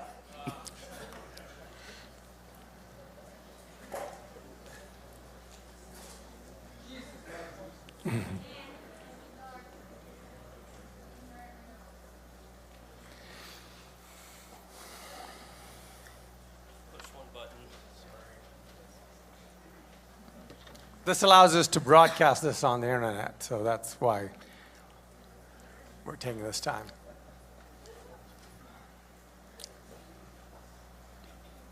Are we good to go? Should I tell a joke? Well, So there was this guy on a desert island, and he'd been there for like 5 years, and finally he got rescued. And when they came to rescue him, they were taking him in the helicopter. The rescuer said, this is my wife's joke, by the way. She says it much better. The rescuer said, when we saw a few of these huts on the island. What were they? He says, well, one was my house. He goes, oh, great. What was the other one? Right next to your house. He says, oh, that was the church. That was my church. Oh, that's nice. And then he said, well, what was the other hut over there? And the guy gets this really sad look on his face. He goes, an angry look on his face. He goes, that was the church I went to before.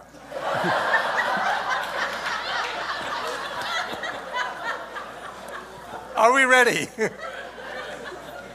Okay, go. All right.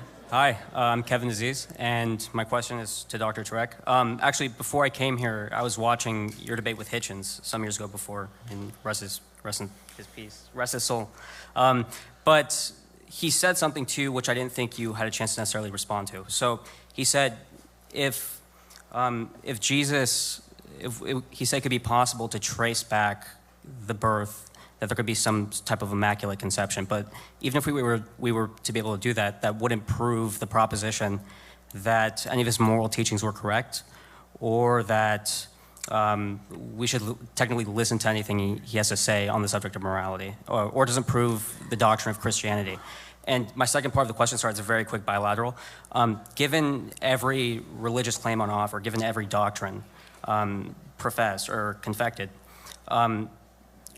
it seems as if every believer should expect damnation as a matter of mere probability, given profession of belief or how sincerely or seriously they hold their belief. So why would any deity want credulity running on their hardware rather than any other moral behavior? So, I mean, if I'm understanding the second part of this question, why would a Christian God want credulity as? why would a Christian God want what? Credulity. Why would he want worship in any sense to be? He doesn't somehow, need worship. He's an infinite being. We get the benefit of worship. Jealous. right? But you have. And to He's be, jealous. That's right. Just like you would be jealous if your wife was dating somebody else, rightfully so. But I've known people that got over jealousy. I would think a God could do better than that. No, jealousy is a good virtue if it's properly directed. You should be jealous if your wife's dating somebody else, right? Why would God be like that? Because he loves us. Why? Because he doesn't Why? want us going to idols or other gods. He wants to ensure that we get the benefits of knowing him. That's why we're here. So God just doesn't want intellectual assent. Even James, the half-brother of Jesus, who wrote that little book in the New Testament called James, thank you. He said, even the demons believe that God exists, but they tremble. They don't trust in him. And the reason they don't trust in him is they don't want to. right, but sorry. Actually, I just one more quick thing. How can you? Sorry, guys. How can you prove the truth of the Christian doctrine given every other claim of any other religion or any other book? Holy Well, I've book got a minute, but my book, I don't Sorry, have maybe enough very faith to quick, be an sorry. atheist, is what goes into that, okay? Now, prove, depends what you mean by prove. I think it's true beyond a reasonable doubt. Could Objectively. I be wrong? Of course. Okay. Okay. Next, question for Dr. Shermer next. Well, it's Anyone? okay. Well, he can respond too. Yeah. You wanna want to respond to that? Michael? Yeah, well, This is too high for me. yeah, let's hear from this young man. Yeah. Did The you want to? wisdom of a child. That's No, that's Mateo over there. I mean, I agree with the first question. I mean, what's this whole business about? I got to have them believe in me. This is like barely better than a Greek god that gets angry and jealous. And I mean, if there's a God, he can't be like us. That's just full of emotions and all these flaws. Come on. You're right. It's called impassibility. So Anyway, go ahead. Mateo. We should quit. Okay. Anyway, go ahead. Yeah, go ahead, young man. So my question is, how, if the second law of thermodynamics is true, then how can evolution also be true? Because it makes things decay over time, so it cannot go from simple to bigger and better. Yep, very good. We have a Thank you. budding physicist here.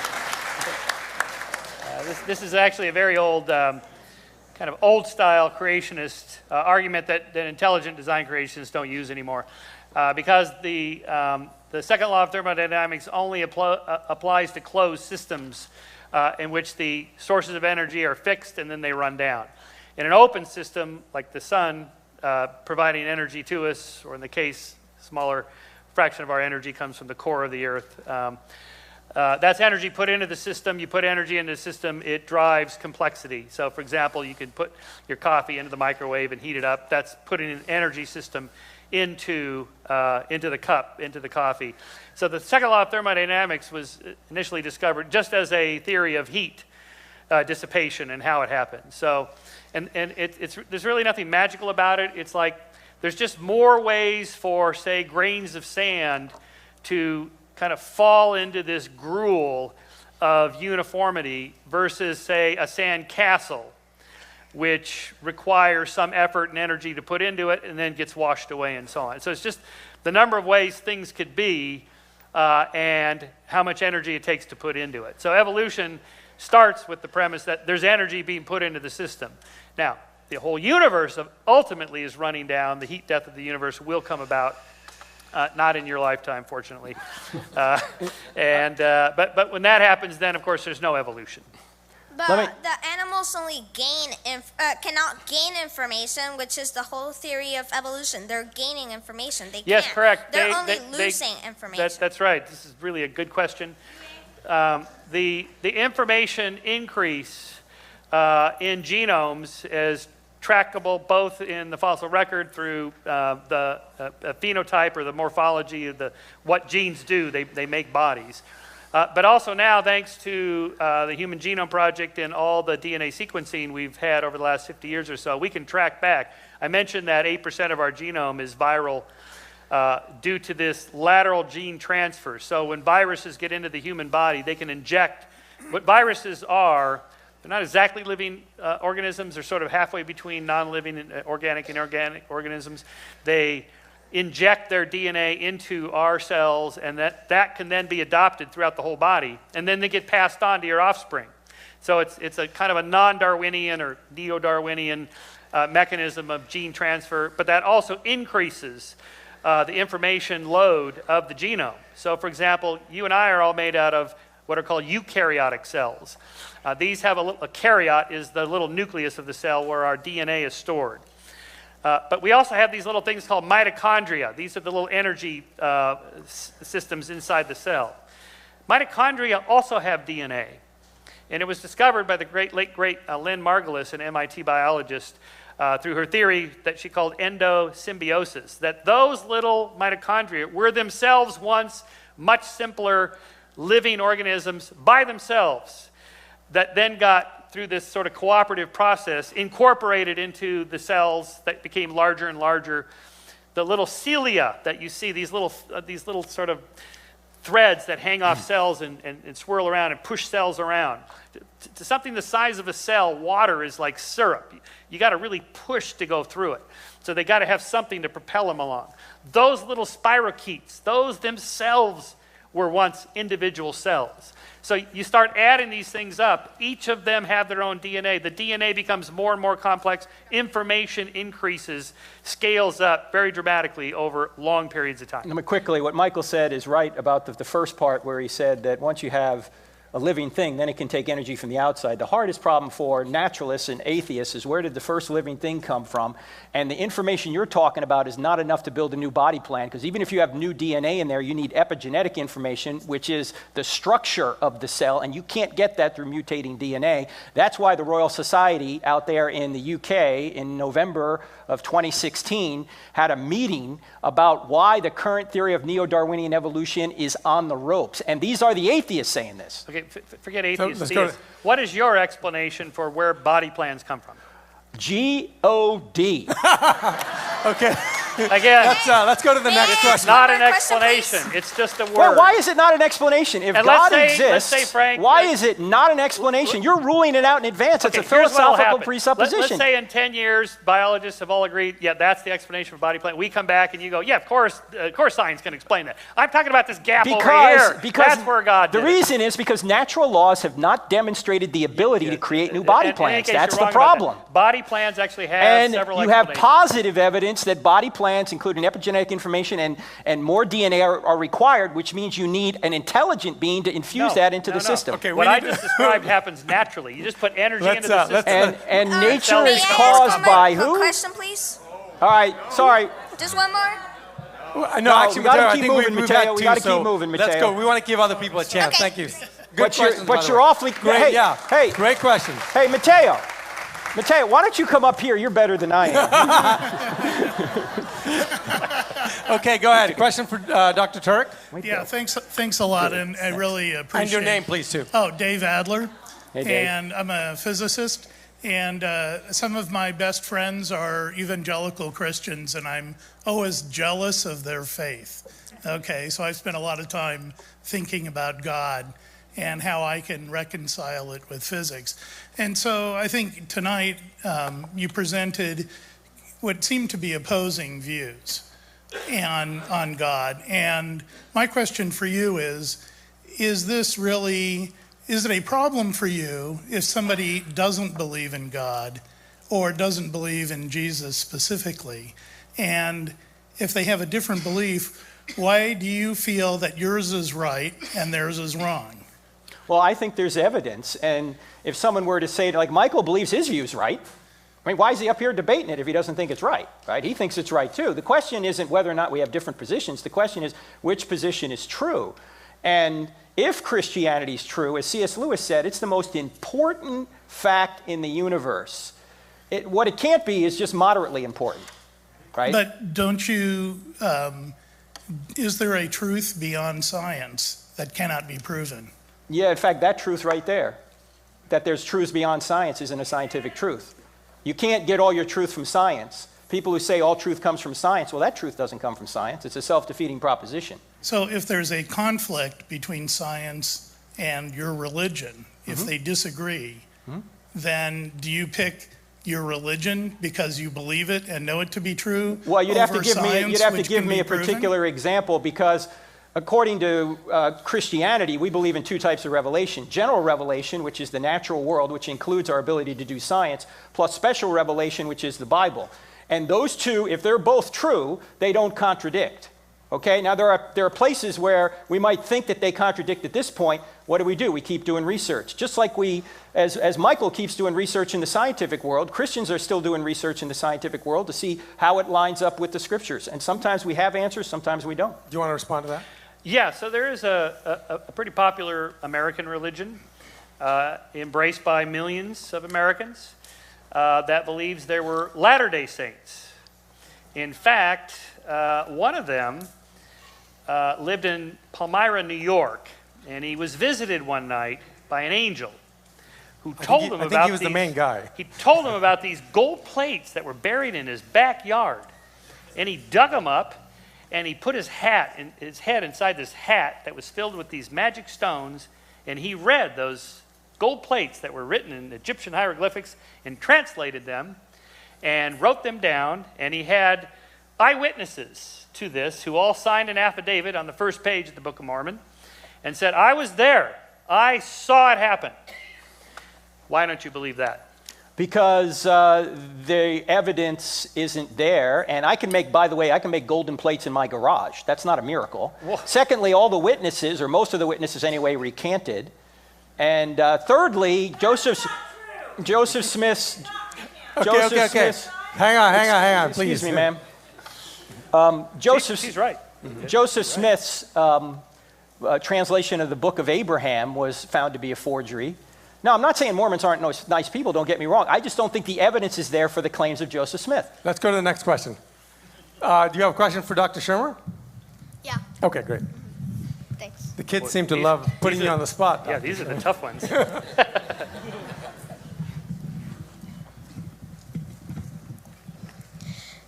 According to evolution, people are just pointless because they happen by chance, but then why is harm wrong if it happens to things that are just pointless? Good question. I call this Alvy's error. Alvy is Alvy Singer, Woody Allen's character in Annie Hall. And Woody has a flashback, if you recall, in the beginning of the film, where he's a young child about your age. And he doesn't want to do his homework anymore, so his mom takes him to the psychiatrist. Alvy, why won't you do your homework anymore? The universe is expanding. The universe is expanding? Yes, the universe is expanding. And eventually it's all going to blow up, so there's no point in doing any of this. I'm not doing my homework. And his mother says, what's the universe got to do with it? We live in Brooklyn. Brooklyn's not expanding. The point is that we're talking about different levels of analysis. Yes, we're made of atoms. Everything is made of atoms, and molecules and DNA. So we're just chemicals. We're just a bag of chemicals. You know, you could phrase it that way. It's a certain level of analysis. But we're so much more than that. You know, we're capable of all these just amazing things, including finding purpose and meaning in life through each other. It doesn't matter if there's a hereafter. We live here and now. We care about each other. We love each other. We have purpose in interacting with each other. That's very human, and that's very valuable. Whether or not there's some outside source to validate it really doesn't matter. You should just be good for goodness sake. Frank? Yeah, well, I think we went through that for ad nauseum before. Okay. But so let's go to the next question first. But it's a great By question. the way, folks, if you could just ask one question. Let me just say I agree with Michael that you can make your own subjective meaning, but there's no overarching meaning if God doesn't exist, and there's no good if God doesn't exist either. Question for Dr. Turek. Yes, sir. And by the way, we only have about 10 more minutes, so we probably won't get to more. Yes, sir. What's your name? Hello, Dr. Turek, Frederick. And so you said God is required to explain justice. and I want to Say ask that you. again. I'm sorry. God is required to explain justice, and I wanted to ask you: is God still just if Jessica's abuser needs only to believe and repent, and then he will see Jessica and her father in heaven, and will never pay for his crimes? Okay, yes, God is a God of justice. It's an excellent question, but he's also a God of love, and that's why Christ had to come.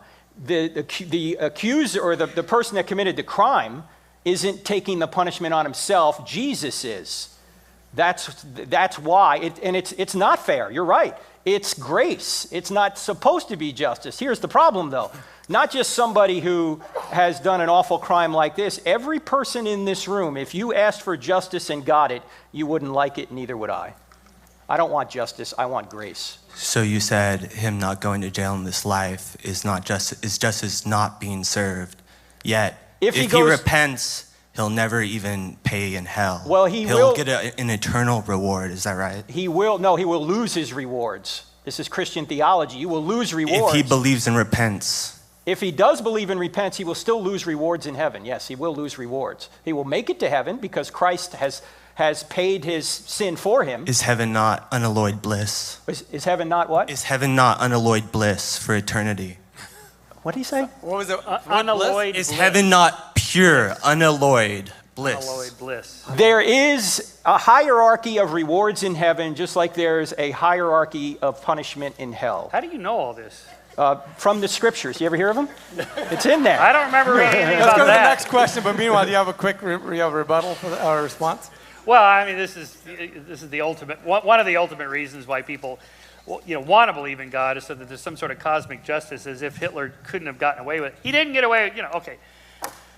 There's a reason we have the Nuremberg trials. We want justice now.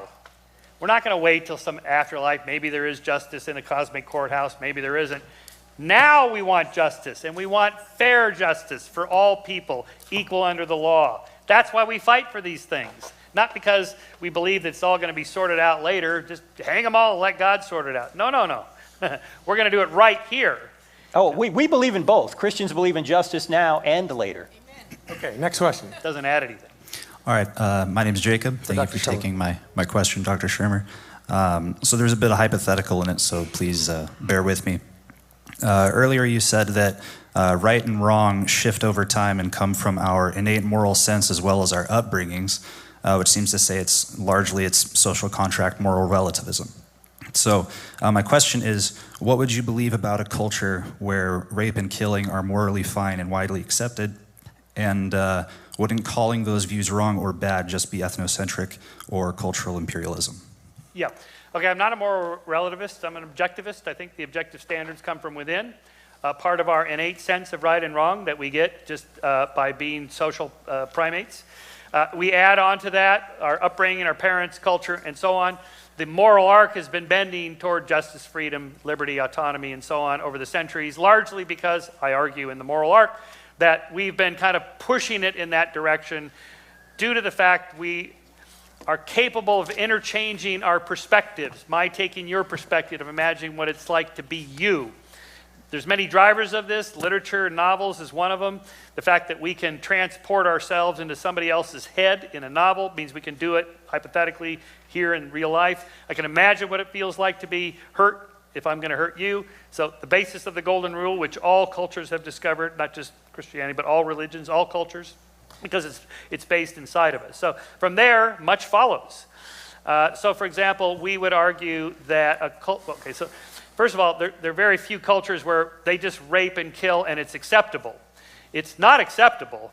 It's only justified under certain conditions. Like in ISIS, for example, they have these bizarre interpretations of the Quran where it's okay to behead people and treat women in a certain way and so on. But most Muslims in the West do not accept this. Okay, so there's that is very rare. So, for example, even indigenous tribes where infanticide is much higher than it is in the Western world. There's reasons for this. The hypothesis is the hardness of life, not the hardness of heart. The mothers who let this happen or do it, they're no less loving. It's just life is hard and they make a triage. decision, what we've been able to do over the last about century and a half is outlaw infanticide and then provide social services to help single moms and pregnant women and so on to reduce the levels of unwanted pregnancies and abortions. And so I just wrote a column in Scientific American in which I argued, let's get off the pro-choice, pro-life moralization divide that's making people so upset and just say, what's the problem? Abortion. Why is it a problem? Unwanted pregnancies. How can we all reduce unwanted pregnancies? Here are some tried and true techniques we know that work. Let's apply them and all get on the same page together because nobody wants more abortions. We want fewer unwanted pregnancies. Okay. That's one way to approach it. All right. Well, again, I think Michael is confusing what we would call in philosophy epistemology and ontology. Epistemology is how you know something's right or wrong. Ontology is the study of the actual standard known as goodness. Where is that standard? And I think what he's doing is he's making the mistake again of assuming that the standard is merely in our hearts and it's not external to us. If it's not external to us, there's no way to say that the Nazis at the Nuremberg trials for killing the Jews were wrong. But Frank, if it depends on God's existence, how do you know what God thinks is right and wrong?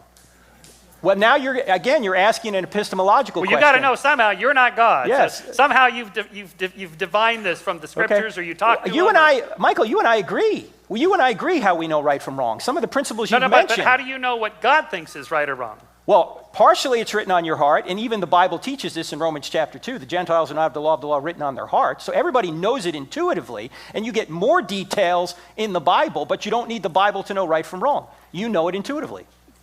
I rest my case. Let's go to the next question. That's what I've been arguing. Yes, you and I are the same on epistemology, but on ontology, you have no way to ground your moral law. But on ontology speaking, you wouldn't know.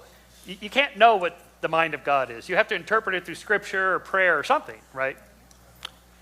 He's written it on our hearts, and it comes from the scriptures as well. Yes. Next question for Dr. Turek. Okay, and by the way, we'll do 2 more questions, and then we'll have to... I have a question for Dr. Turek. Yes, sir.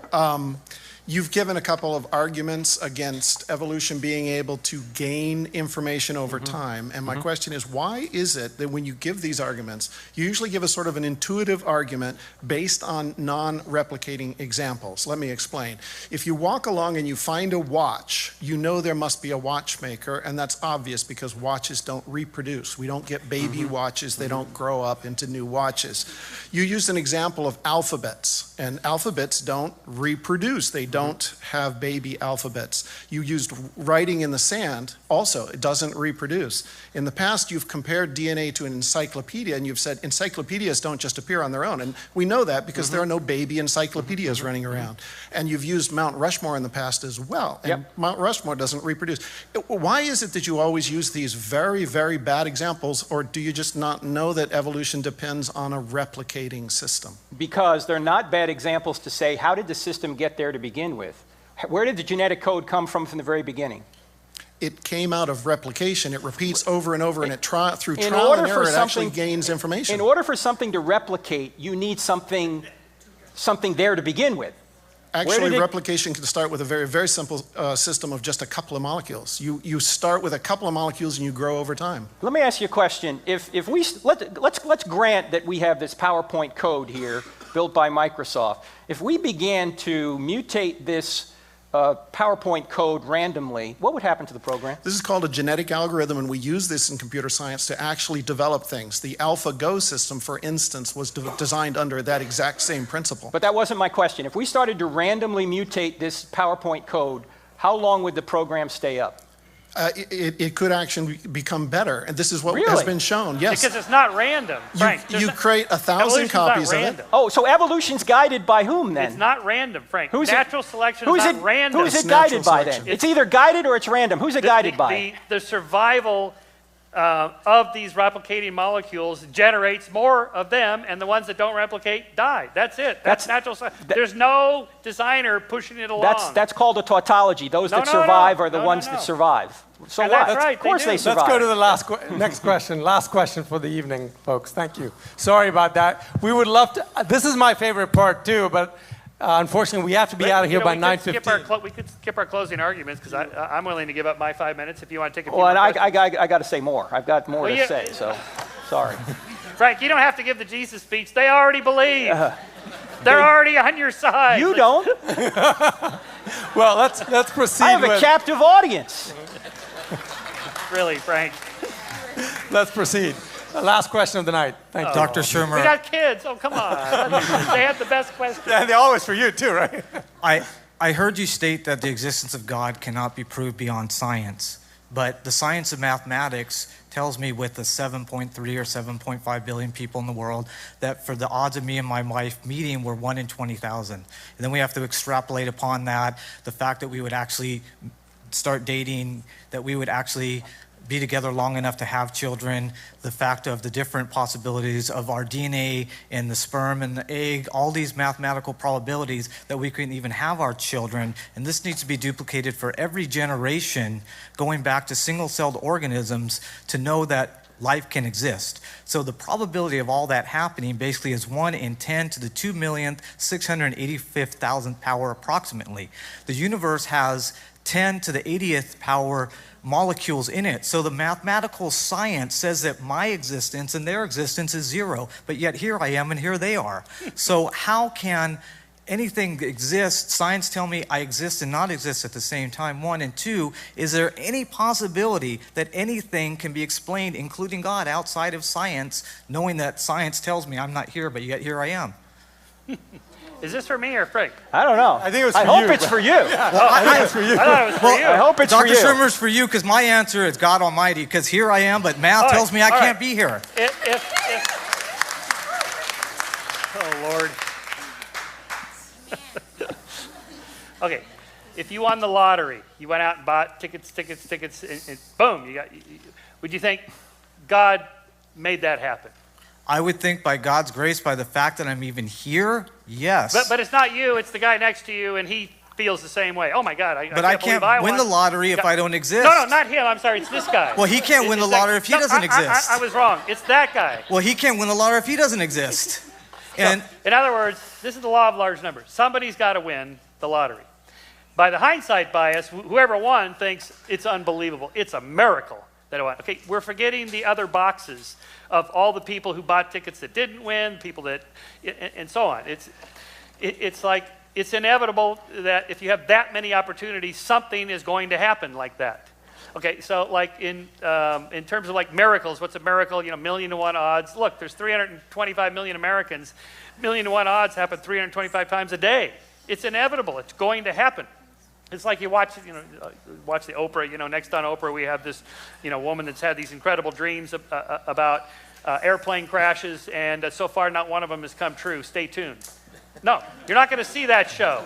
You're going to see the show about the psychic who said the thing about the plane crash, and then the plane crashed, right? So what about all the people that didn't explain the plane crash? What about the people that said the plane was going to crash and it didn't crash, all right? So we have to take into account all the possibilities and then ask, what are the chances that one particular one happened? So had you not met your wife and you met some other woman, you'd be going, this is the one for me. She's a little taller, not quite as athletic, but slightly smarter, and I love her.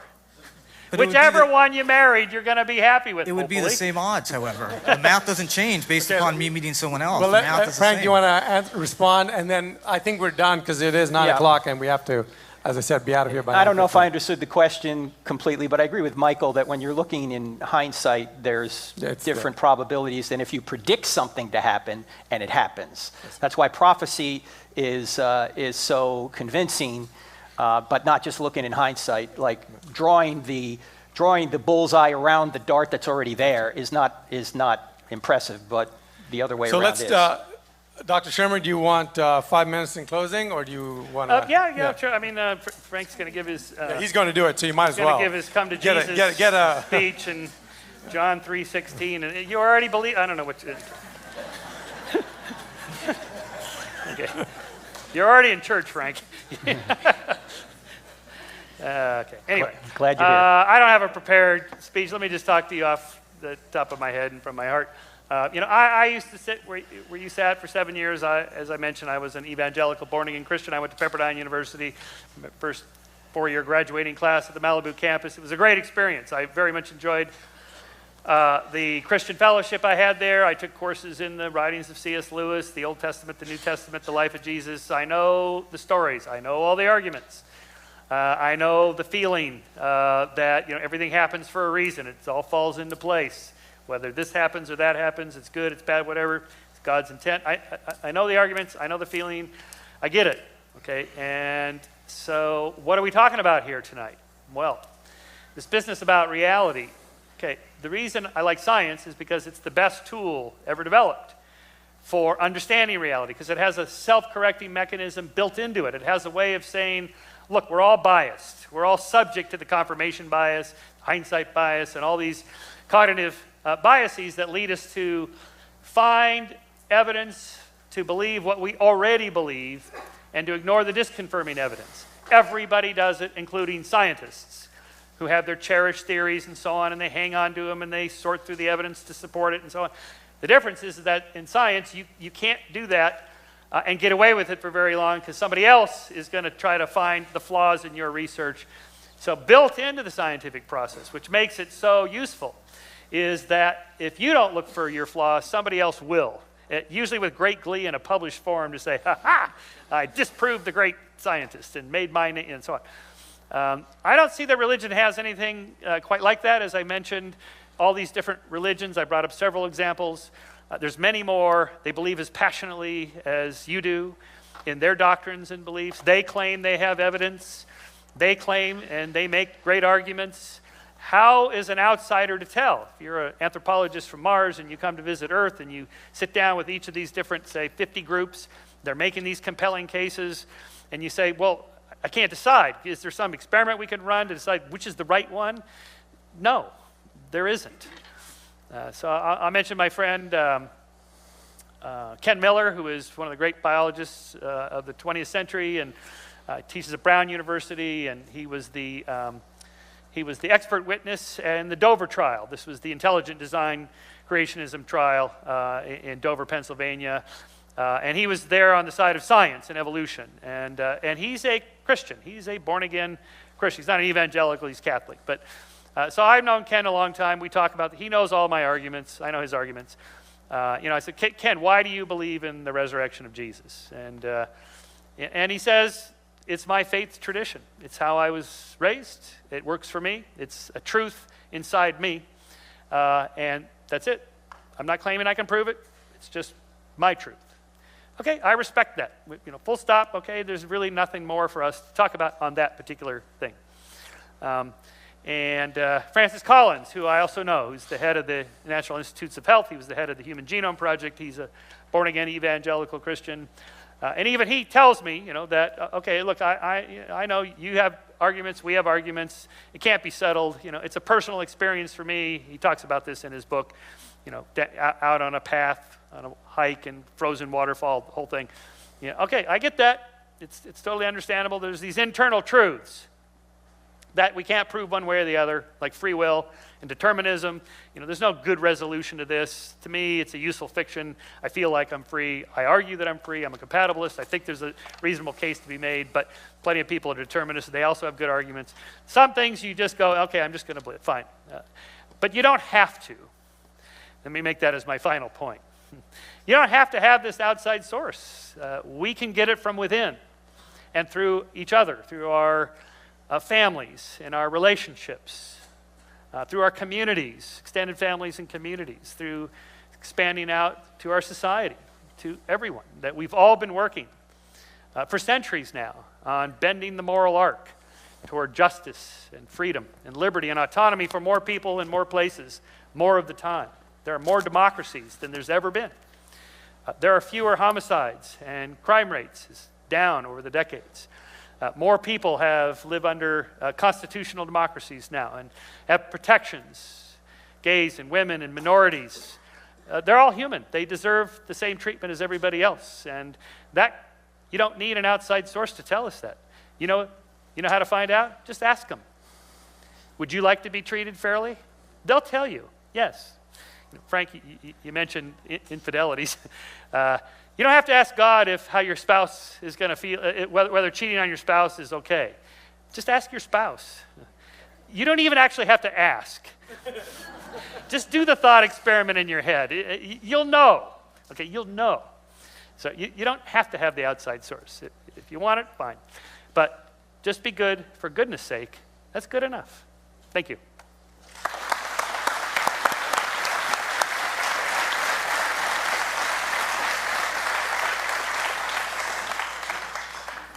Dr. Turek. I prefer to call this a come to evidence meeting rather than a come to Jesus meeting. And let me just say that I tried to show that all of these effects have a cause, and I think the cause is God. I did not see, other than speculations from Michael, saying, well, it could be this, it could be that. He didn't really give a positive case for a world without God. He didn't give a positive case for how, in the absence of God, any of these things could come into existence. In fact, I think that atheists have to have extraordinary faith, because they have to have the faith that there's creation without a creator, design without a designer, laws without a lawgiver, programs without a programmer, freedom without free will because we're just molecules in motion, order without an orderer, morality from molecules, and rationality from randomness. I think the evidence shows that there has to be a spaceless, timeless, immaterial, powerful, moral, personal, intelligent creator who created all things and sustains all things and whose every attribute is infinite. I couldn't go through all the arguments today for that, but I think that's the case. Now, during the cross-examination, we brought up Jesus. And I think you could turn the science in crimes to sacrifice as well. Because if this being does exist, he's a moral being, and he finds that the creatures he loves are in trouble, at some point, he's going to come rescue them. September 29th, 2006, Petty Officer Michael Mansour is a United States Navy SEAL operating in Ramadi, Iraq. He's got two other Navy SEALs flanking him. They're on a roof. Mansour is in front of a doorway to that roof. They've taken RPG fire, AK-47 fire, but they don't presently know where the enemy is, so they're waiting for the next attack. Suddenly, an insurgent from an unknown location throws a grenade on the roof. It hits Mansour in the chest and falls to his feet. He has a split second to make a decision. He can leap through the doorway behind him and save himself, but if he does, his two Navy SEAL colleagues in the prone position next to him will surely die. So Mansour yells, "Grenade!" And then he jumps chest first onto the grenade. It detonates. 30 minutes later, he dies. His two Navy SEAL colleagues receive minor injuries, but they're fine. One of the survivors said, "Mikey looked death in the face that day and said, 'You will not take my friends, I will go in their stead.'" I've never seen a United States president cry until April of 2008. That's when President George W. Bush called Mansour's parents into the East Room of the White House and gave Mansour's parents his Medal of Honor posthumously. Since then, Mansour's high school has named their stadium after him. The Golden Trident, the SEAL Golden Trident, is at the 50-yard line. And the United States Navy has named a ship, the USS Michael Mansour. He literally gave his life for his friends. There's no greater love than to give your life for your friends. Michael Mansour did it. He sacrificed himself when he easily could have saved himself. He died for his friends. The question is, has anybody or would anybody die for you? And the answer is, someone already has. His name is Jesus of Nazareth. The same being that created and sustains the universe, came, added humanity over his deity, came to earth and lived a perfect life in your place, and by trusting in him, you can not only be forgiven, you can be given his righteousness. And he proved it by rising from the dead. You say, "Frank, how do you know that?" Well, I don't have time in the next minute to go through all the evidence, but let me just say this. And that is, Christians do not believe that Christianity is true, that Jesus rose from the dead, because a series of documents we put under one binding called the Bible says it's true. Christianity is true because an event occurred. In fact, Christianity would be true if the Bible had never been written. Because the book did not give us Christianity, the resurrection gave us the book. There wouldn't even be a New Testament if it wasn't for the resurrection. What are Jews inventing a resurrected Jesus for? To get themselves beaten, tortured, and killed? Every writer of the New Testament, with the exception of Luke, is a Jew. They already think they're God's chosen people. Why are they inventing a resurrected Jesus? They're not. The reason that we know it's true is because there's evidence it's true. 1,985 years ago, he walked out of a tomb and proved to everybody that he truly was the Savior. He jumped on the grenade for us. The question is, have you accepted that? Will you accept that? It's free. Why wouldn't you? That's why we're here.